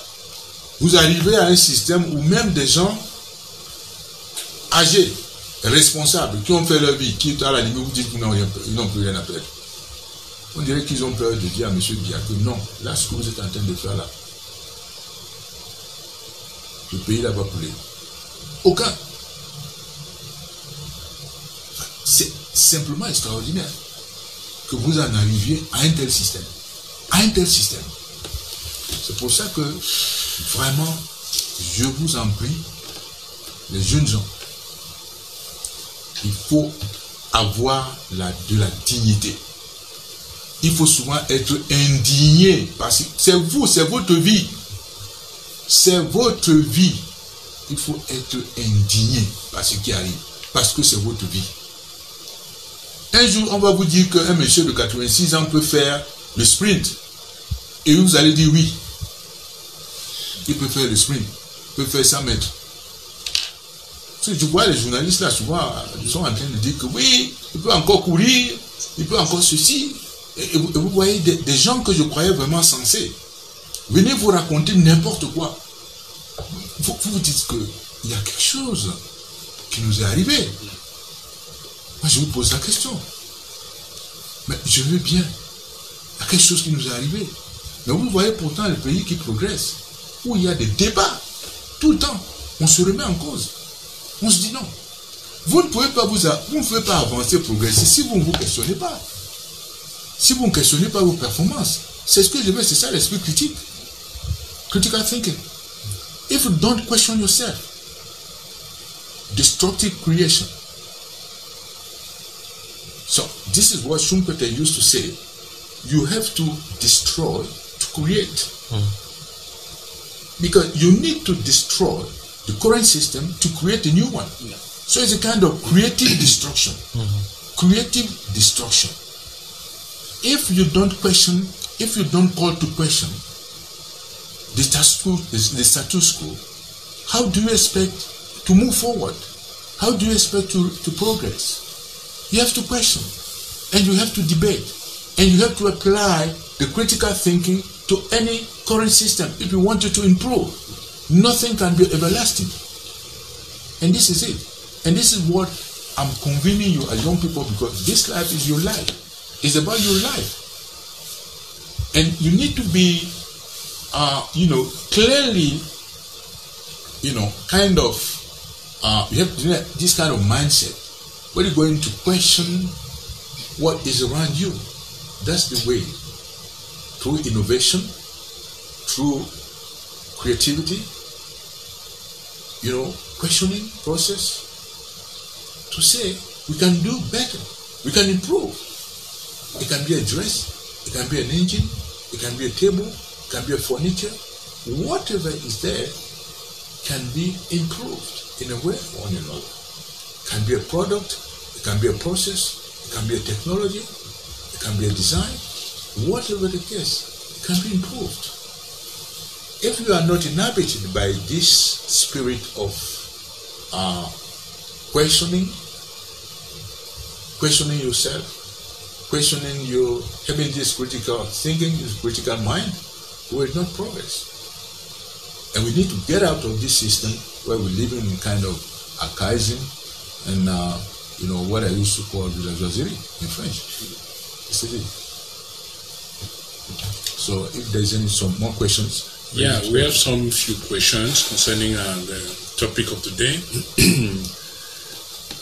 Un de nos followers dit, en juin 2017, le DG de la Caisse autonome d'amortissement disait que 9,3 milliards de dollars, soit 5 142 milliards de francs CFA, dormaient dans les caisses des bailleurs de fonds.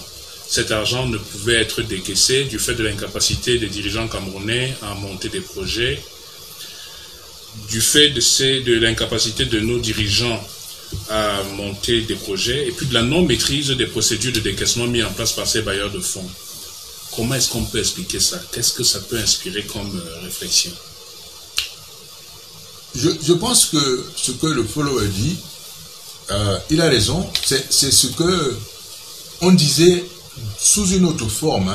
C'est-à-dire que vous aviez toujours dans les budgets publics le budget d'investissement public. Mais il était sous-utilisé. C'est-à-dire qu'on pouvait prévoir 200 milliards ou 300 milliards de budget d'investissement public lors d'un exercice. Et là-dedans, il est utilisé à 20%, à 30%, à 40%. Ça arrive comment? Ça arrive parce que, en fait, les projets que vous inscrivez là ne sont pas prêts. je vais m'attarder un peu sur ce sujet parce que c'est un peu ma vie. Vous voyez, en 2010, on lance un emprunt obligataire de 200 milliards et soi-disant pour un certain nombre de projets.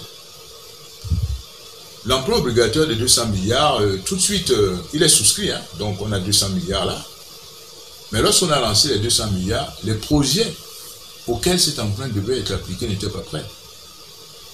Un projet est prêt comment?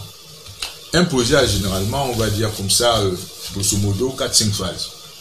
La phase de début initiation, où vous avez l'idée de ce que vous voulez faire. C'est peut-être un pont, c'est peut-être une route, c'est peut-être un immeuble, c'est peut-être un hôtel, c'est n'importe quel projet, voyez-vous. À ce niveau, on commence à réunir, voir, étudier un peu l'opportunité du projet, n'est-ce pas, pour voir si ce que ça tient. Le niveau de précision, à ce niveau, il y a une étude d'opportunité à de l'ordre de plus ou moins 20%.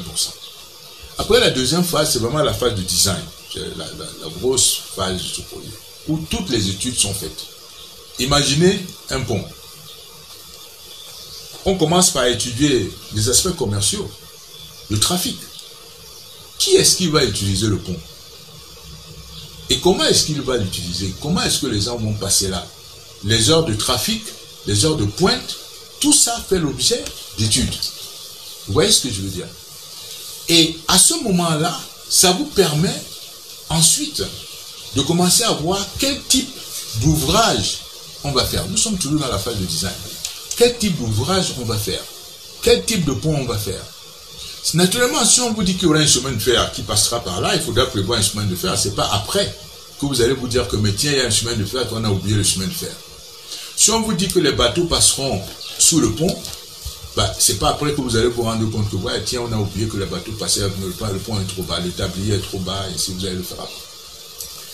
Les aspects techniques vont se faire à ce moment-là, c'est-à-dire les calculs des structures, et ainsi de suite. On va faire les estimations de coûts de ce projet-là en fonction de la variante de pont, la variante du design technique que vous aurez choisi. Et les estimations à ce niveau vont devenir beaucoup plus précises, de l'ordre de plus ou moins 5%, niveau de précision. Et en même temps, on va commencer à étudier le timing, c'est-à-dire le délai d'exécution du pont. On va commencer à consulter les entreprises susceptibles de construire le pont, c'est-à-dire les dossiers d'appel d'offres, et ainsi de suite. L'étude de financement, ce sera fait au même moment, et tout, donc vous avez tous ces aspects. Hein? Les entreprises, vous allez les sélectionner, vous les apprêter. Vous allez regarder les différents risques, analyse des risques susceptibles d'affecter les risques de construction. Ah ben, parce qu'à ce moment-là, vous allez dire, mais je dois prendre des entreprises qui soient solides pour construire. Si vous n'arrivez pas, il ne faut pas que vous vous trouvez là avec une entreprise, comme vous êtes trouvé une fois de quelqu'un qu'on a choisi, mais qui n'avait pas toute la superficie financière ou l'expertise technique pour construire. Vous voyez tout ça. Je vous dis que cette phase-là est la phase la plus grosse dans la réalisation d'un projet. Parce que même les méthodes de construction que vous allez mettre en œuvre sont choisies là. Les dimensions, c'est là, je viens de vous le dire. C'est la phase la plus importante. Selon la complexité du projet, pour faire tout ce travail, ça peut mettre de 2 ans à 7 ans. Le Hilton, on aura mis à peu près, on va dire 2 ans. Et la construction a duré 36 mois. Le pipeline qui faisait 1050 km de Doba pour évacuer le pétrole de Doba, pour l'évacuer au large de l'océan Atlantique, on aura mis 7 ans dans la phase de préparation du design et 2 ans dans la phase de construction.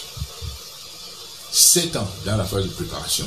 Pourquoi? Parce que 1050 km doit passer à travers la forêt tropicale. Mais à travers cette forêt, vous allez faire passer des tuyaux, c'est-à-dire l'oléoduc de 1050 km. Il faut faire des études topographiques. À certains moments, c'est une rivière que vous allez rencontrer. Il faudra construire, prévoir un pont. À certains moments, c'est une vallée. Donc, l'huile va descendre par gravité. Mais à certains moments, c'est une colline que vous allez rencontrer. En fait, il faudra à ce moment-là prévoir une station de pompage pour une sorte de suppresseur pour augmenter la pression. D'accord? Mais si vous ne faites pas tout cela avant, c'est lorsque vous allez commencer à construire le pipeline que vous allez commencer à découvrir tout ça. Or, lorsque vous avez fait ce travail avant, rien n'est plus fait au hasard. Là où vous placez, il y avait pour le pipeline 3 stations de pompage et une station de réduction de pression au niveau du clinique. Tout ça a été calculé. Tout ça est fait avant. C'est pas pendant que vous posez le tuyau que vous découvrez qu'ici il y a une rivière. Que là il y a une montagne pour prévoir une station de pompage. Et vous êtes en pleine forêt équatoriale. Comment vous pensez qu'on décide que c'est ici, à cet endroit, que le tuyau va passer, un bout de tuyau va passer, côte à côte? C'est parce que vous l'avez étudié avant. D'accord? Mais pendant que cette étude topographique est en train de se faire, il y a des gens qui sont en train de négocier les contrats de construction, les contrats de financement. On est en train de discuter des financements. On a commencé déjà à prendre, n'est-ce pas, des contacts avec ceux qui peuvent construire. Il faut estimer le coût de l'ouvrage qui vous permettra, au départ, sur la base des études préliminaires, à faire une estimation, je vous ai dit tout à l'heure, à plus ou moins 20%, voire plus ou moins 25%. Au fur et à mesure que vous faites l'étude topographique détaillée, vous raffinez vos calculs. Vous êtes beaucoup plus près, n'est-ce pas, de la réalité. Le niveau de précision devient de plus ou moins 5%. Donc en réalité, lorsque nous faisons l'estimation en disant qu'il va coûter 2 milliards de dollars, c'est-à-dire l'oléoduc, n'est-ce pas, on est déjà très précis par rapport à ce qui doit se faire, mais tout ça prend du temps. Imaginez-vous que lorsque l'huile arrive au niveau du clinique, il arrive avec une pression forte et il va rentrer dans le tuyau qui rentre dans la mer. Le tuyau est allumé à un tanker. Si la pression est très forte, mais il risque carrément de casser le tanker qui est en pleine mer, c'est-à-dire au large du clinique. Et là, il faut calculer la pression avec laquelle ça va arriver de manière à prévoir une station de réduction de pression. Tous ces calculs, vous ne les découvrez pas quand vous faites cela. C'est fait avant. C'est pour ça que cette étape est une étape essentielle. Les méthodes de pose du pipeline sont calculées. Les méthodes de soudure sont calculées. De telle manière que lorsque les entreprises sont choisies, l'analyse des différents risques est faite. Les financements sont bouclés. Lorsque vous allez construire, tout est prêt. Voilà pourquoi vous passez 7 ans dans cette phase de projet compliqué et 2 ans dans la phase de mise en œuvre. Alors, imaginez-vous que ce qui se passe au Cameroun, c'est que les gens ont prévu l'argent. Ils ont dit 300 milliards à partir d'une idée dont ils ne sont sûrs de rien. Mais à partir d'une idée, la phase de design n'a pas été faite, mais qui peut prendre 2 ans, 3 ans. Je vous ai dit à certains moments 7 ans. Qu'est-ce qui va arriver? Il va arriver que la Banque mondiale ou la Banque africaine de développement ou telle autre banque, bailleur de fonds, vous a mis l'argent à votre disposition, mais en fait, votre projet à vous n'est pas prêt pour les raisons que je viens de vous donner. Vous voyez ce que je veux dire? L'argent est mis à votre compte et très souvent, vous commencez déjà à payer les commissions d'engagement. Parce que vous avez amené le bailleur de fonds à vous garantir cet argent quand vous en aurez besoin. Donc l'argent est bloqué, vous êtes obligé de payer une commission d'engagement par rapport à cela. Mais votre projet, lui, n'est pas prêt. Je vous ai parlé tout à l'heure du pont. Il n'est pas prêt. Les entreprises, le genre de pont que vous voulez construire n'est pas choisi. Les entreprises ne sont pas choisies. Tout ce dont je vous ai parlé tout à l'heure n'est pas prêt. Parce qu'il y a un moment où you are ready to build. You are ready to execute. Once you know that, you're not ready. So the money actually can be committed for you by the funders, but you are not ready to work. You are not ready to execute your project because the detailed study actually was not done. The technical study actually was not carried out. The feasibility study, the financial closing did not happen.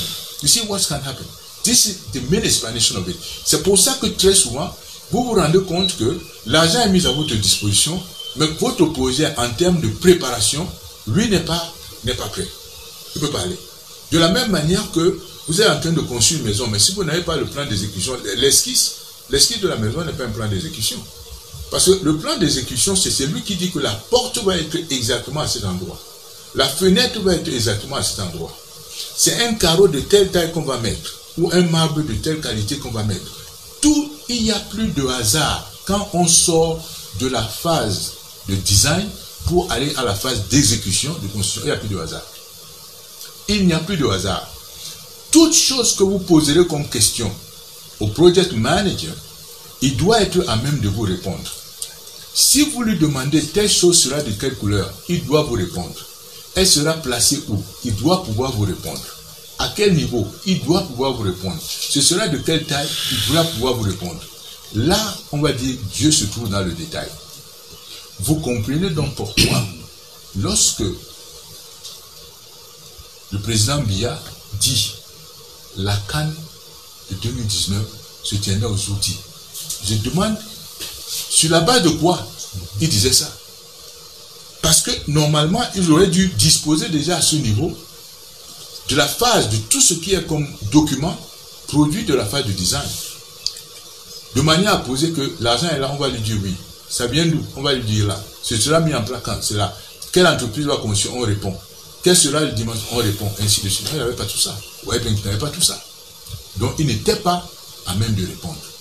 Normalement, il aurait dû, s'il gérait comme il faut, mon leader, s'entourer justement des gens qui auraient pu le lui dire.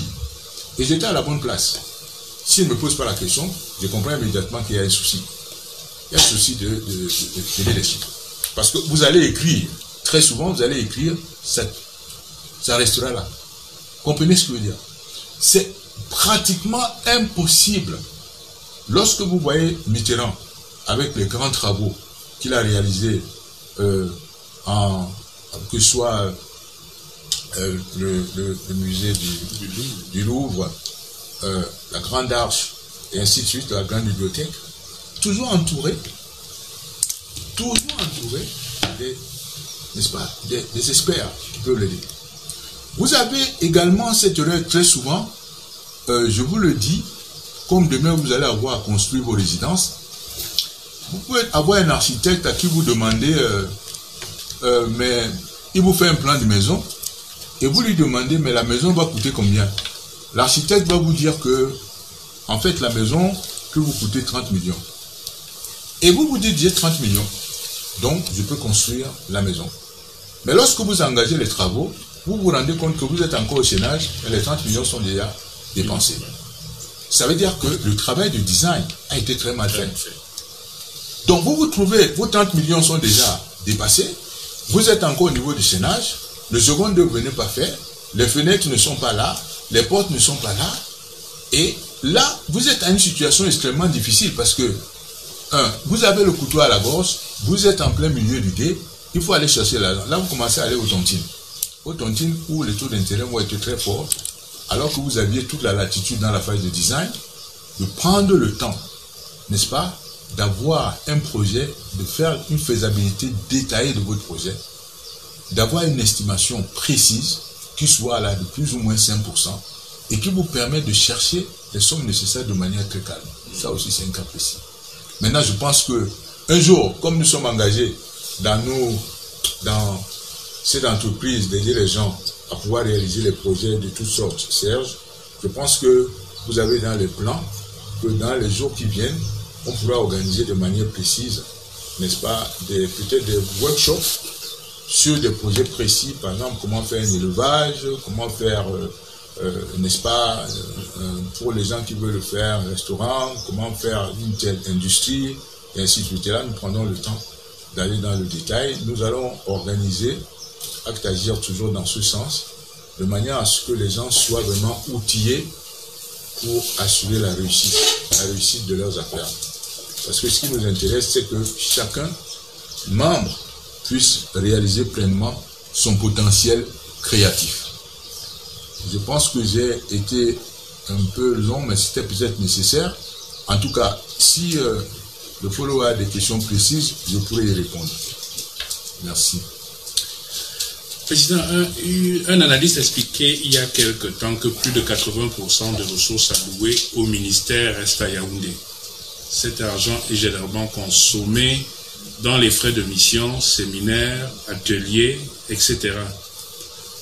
Peut-on y voir la manifestation d'un désir de conservation du pouvoir, alors que M. Biya a plusieurs fois prescrit l'utilisation efficiente des ressources affectées au ministère, ou alors, à cause du laxisme ambiant, à cause de la démobilisation dont vous avez parlé, le fait que des fonctionnaires aient décidé de profiter d'un système finalement pour pouvoir s'enrichir à partir du moment où il n'y avait pas d'appareil de contrôle au-dessus d'eux.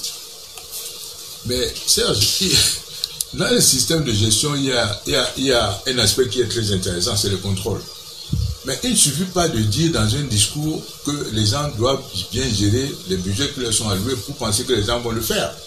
Lorsque les gens observent, je vais vous le dire, lorsque les gens observent que vous ne contrôlez pas, ils s'en rendent facilement compte.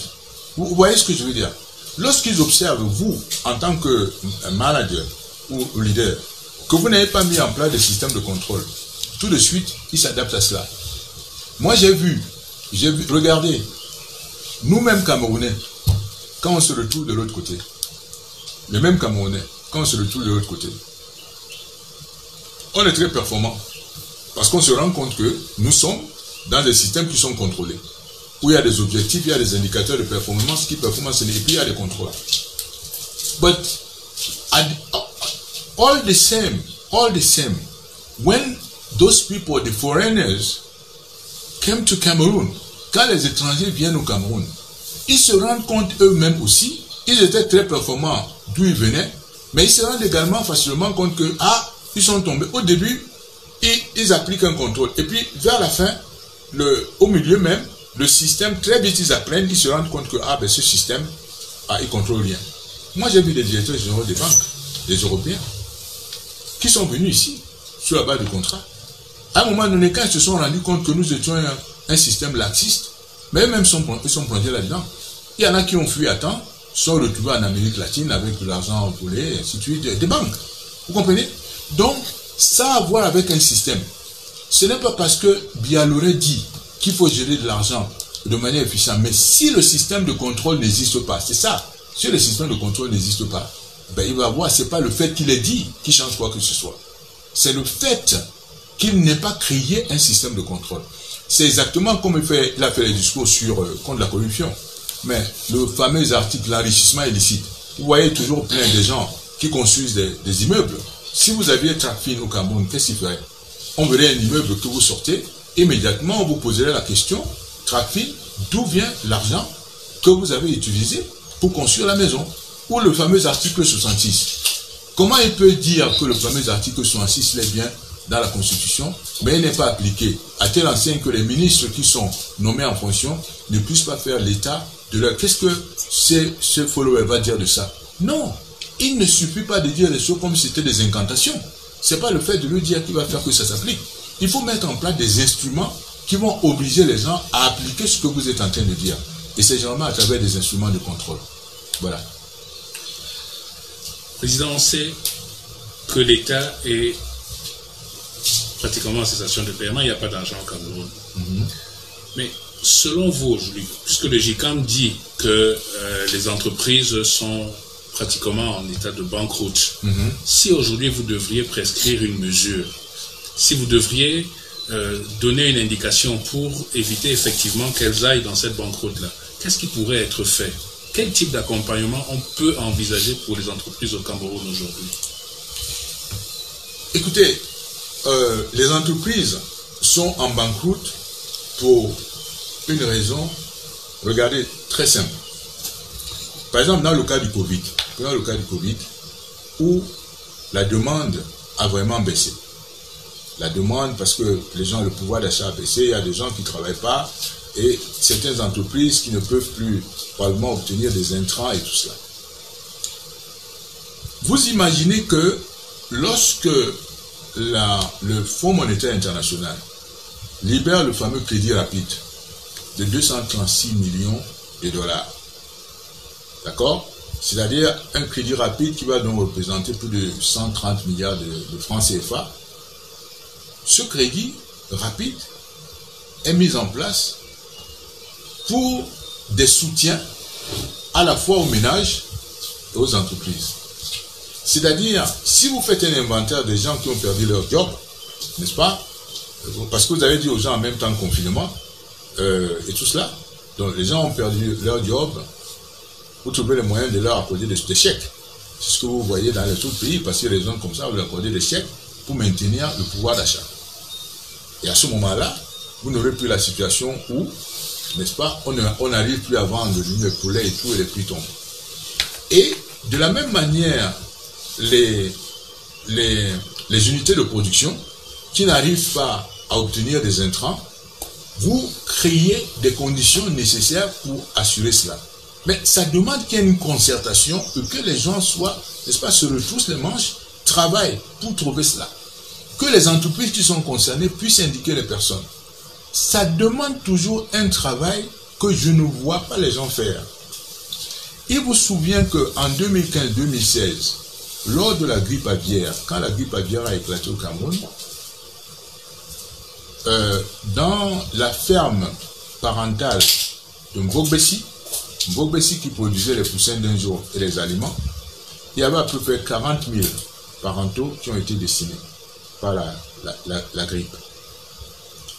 Et du coup, l'environnement ne pouvait pas être approvisionné. Dans le Mifi, dans le littoral, il y a Yaoundé, il y a beaucoup de fermes qui ont été affectées.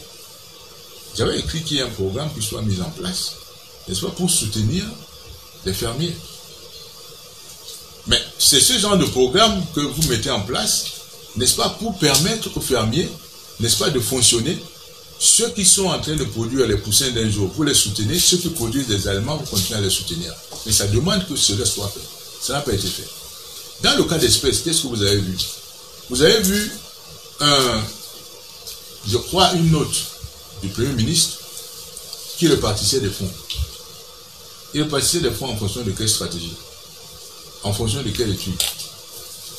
Si un ministère reçoit, on va dire 10 milliards, l'autre ministère reçoit 15 milliards, un autre reçoit 30 milliards, c'est pourquoi? C'est sur la base de quoi exactement? De concret, de détaillé. Comment les 15 milliards que vous avez envoyés au ministère de l'Éducation sont reliés au Covid? Comment telle quantité de milliards que vous reliez au ministère de la Communication sont reliés au Covid?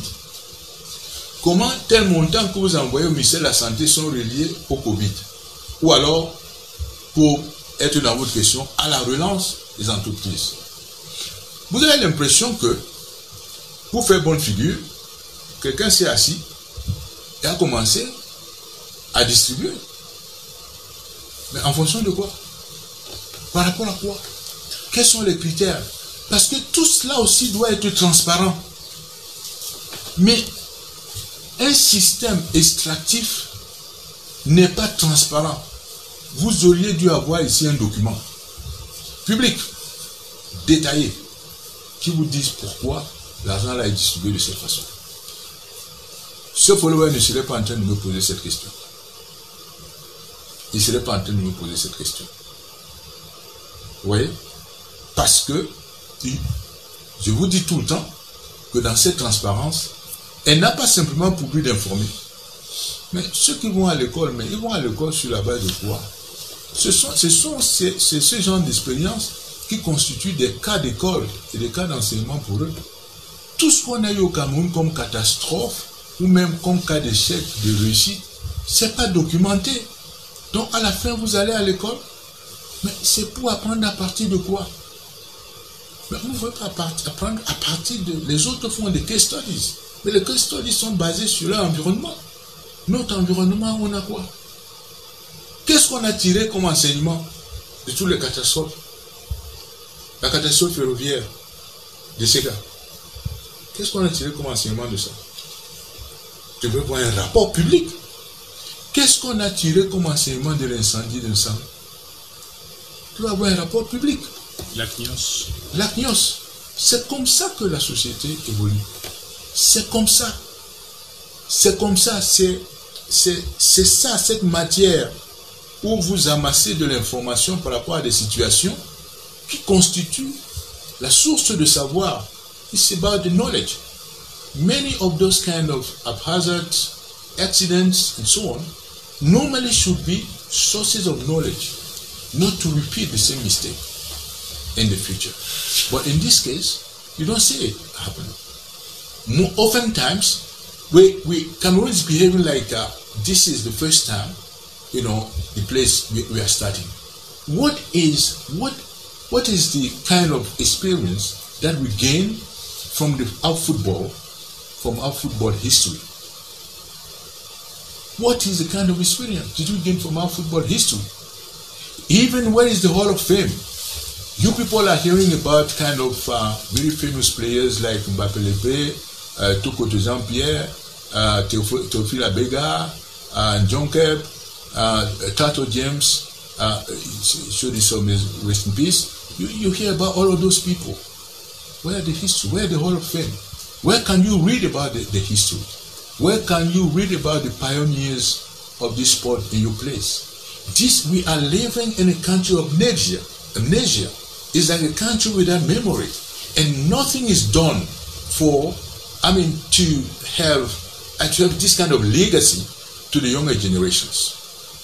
I heard this guy, Bichoka Simondi, talking about the legacy of democracy of Fulbia. He was kind of defending himself about when it was victimized in the office of Mr. Sadi. Yeah. And he said, this Cameroon where Paul Biya is given the legacy of democracy. But I would like to tell him that if really this country was a democratic country, it would not have been victimized as well. Yeah. Of course. So there's no democracy. And there's no need to go through this kind of hypocrisy to say about this is the legacy of Paul Biya. No. If we were in a very democratic country, it would not have been victimized in such a way. So this is very clear. So, we need to be very clear about it. We need to be very clear about this kind of behavior. And we need to actually repudiate this kind of behavior. Let's not be hypocritical about what people are doing. No. The place is not democratic. This is a place where there is always and permanently gross violation, gross breaches of basic human rights. You know, you live all over throughout the place. It's a place of torture. It's a place of torture. You know about torture. So why is it that you're defending someone that you should not defend? You know? So this is it. Thank you so much, Mr. President. Dear followers, we are at the end of the session of this Saturday Talk. Nous vous remercions pour votre fidélité et nous vous prions de regarder les replays que nous rediffusons sur toutes nos plateformes et nous vous invitons encore plus nombreux à nous suivre samedi prochain. Le thème de samedi prochain vous sera annoncé en semaine. Monsieur le Président, merci beaucoup. C'est moi. Et rendez-vous est pris.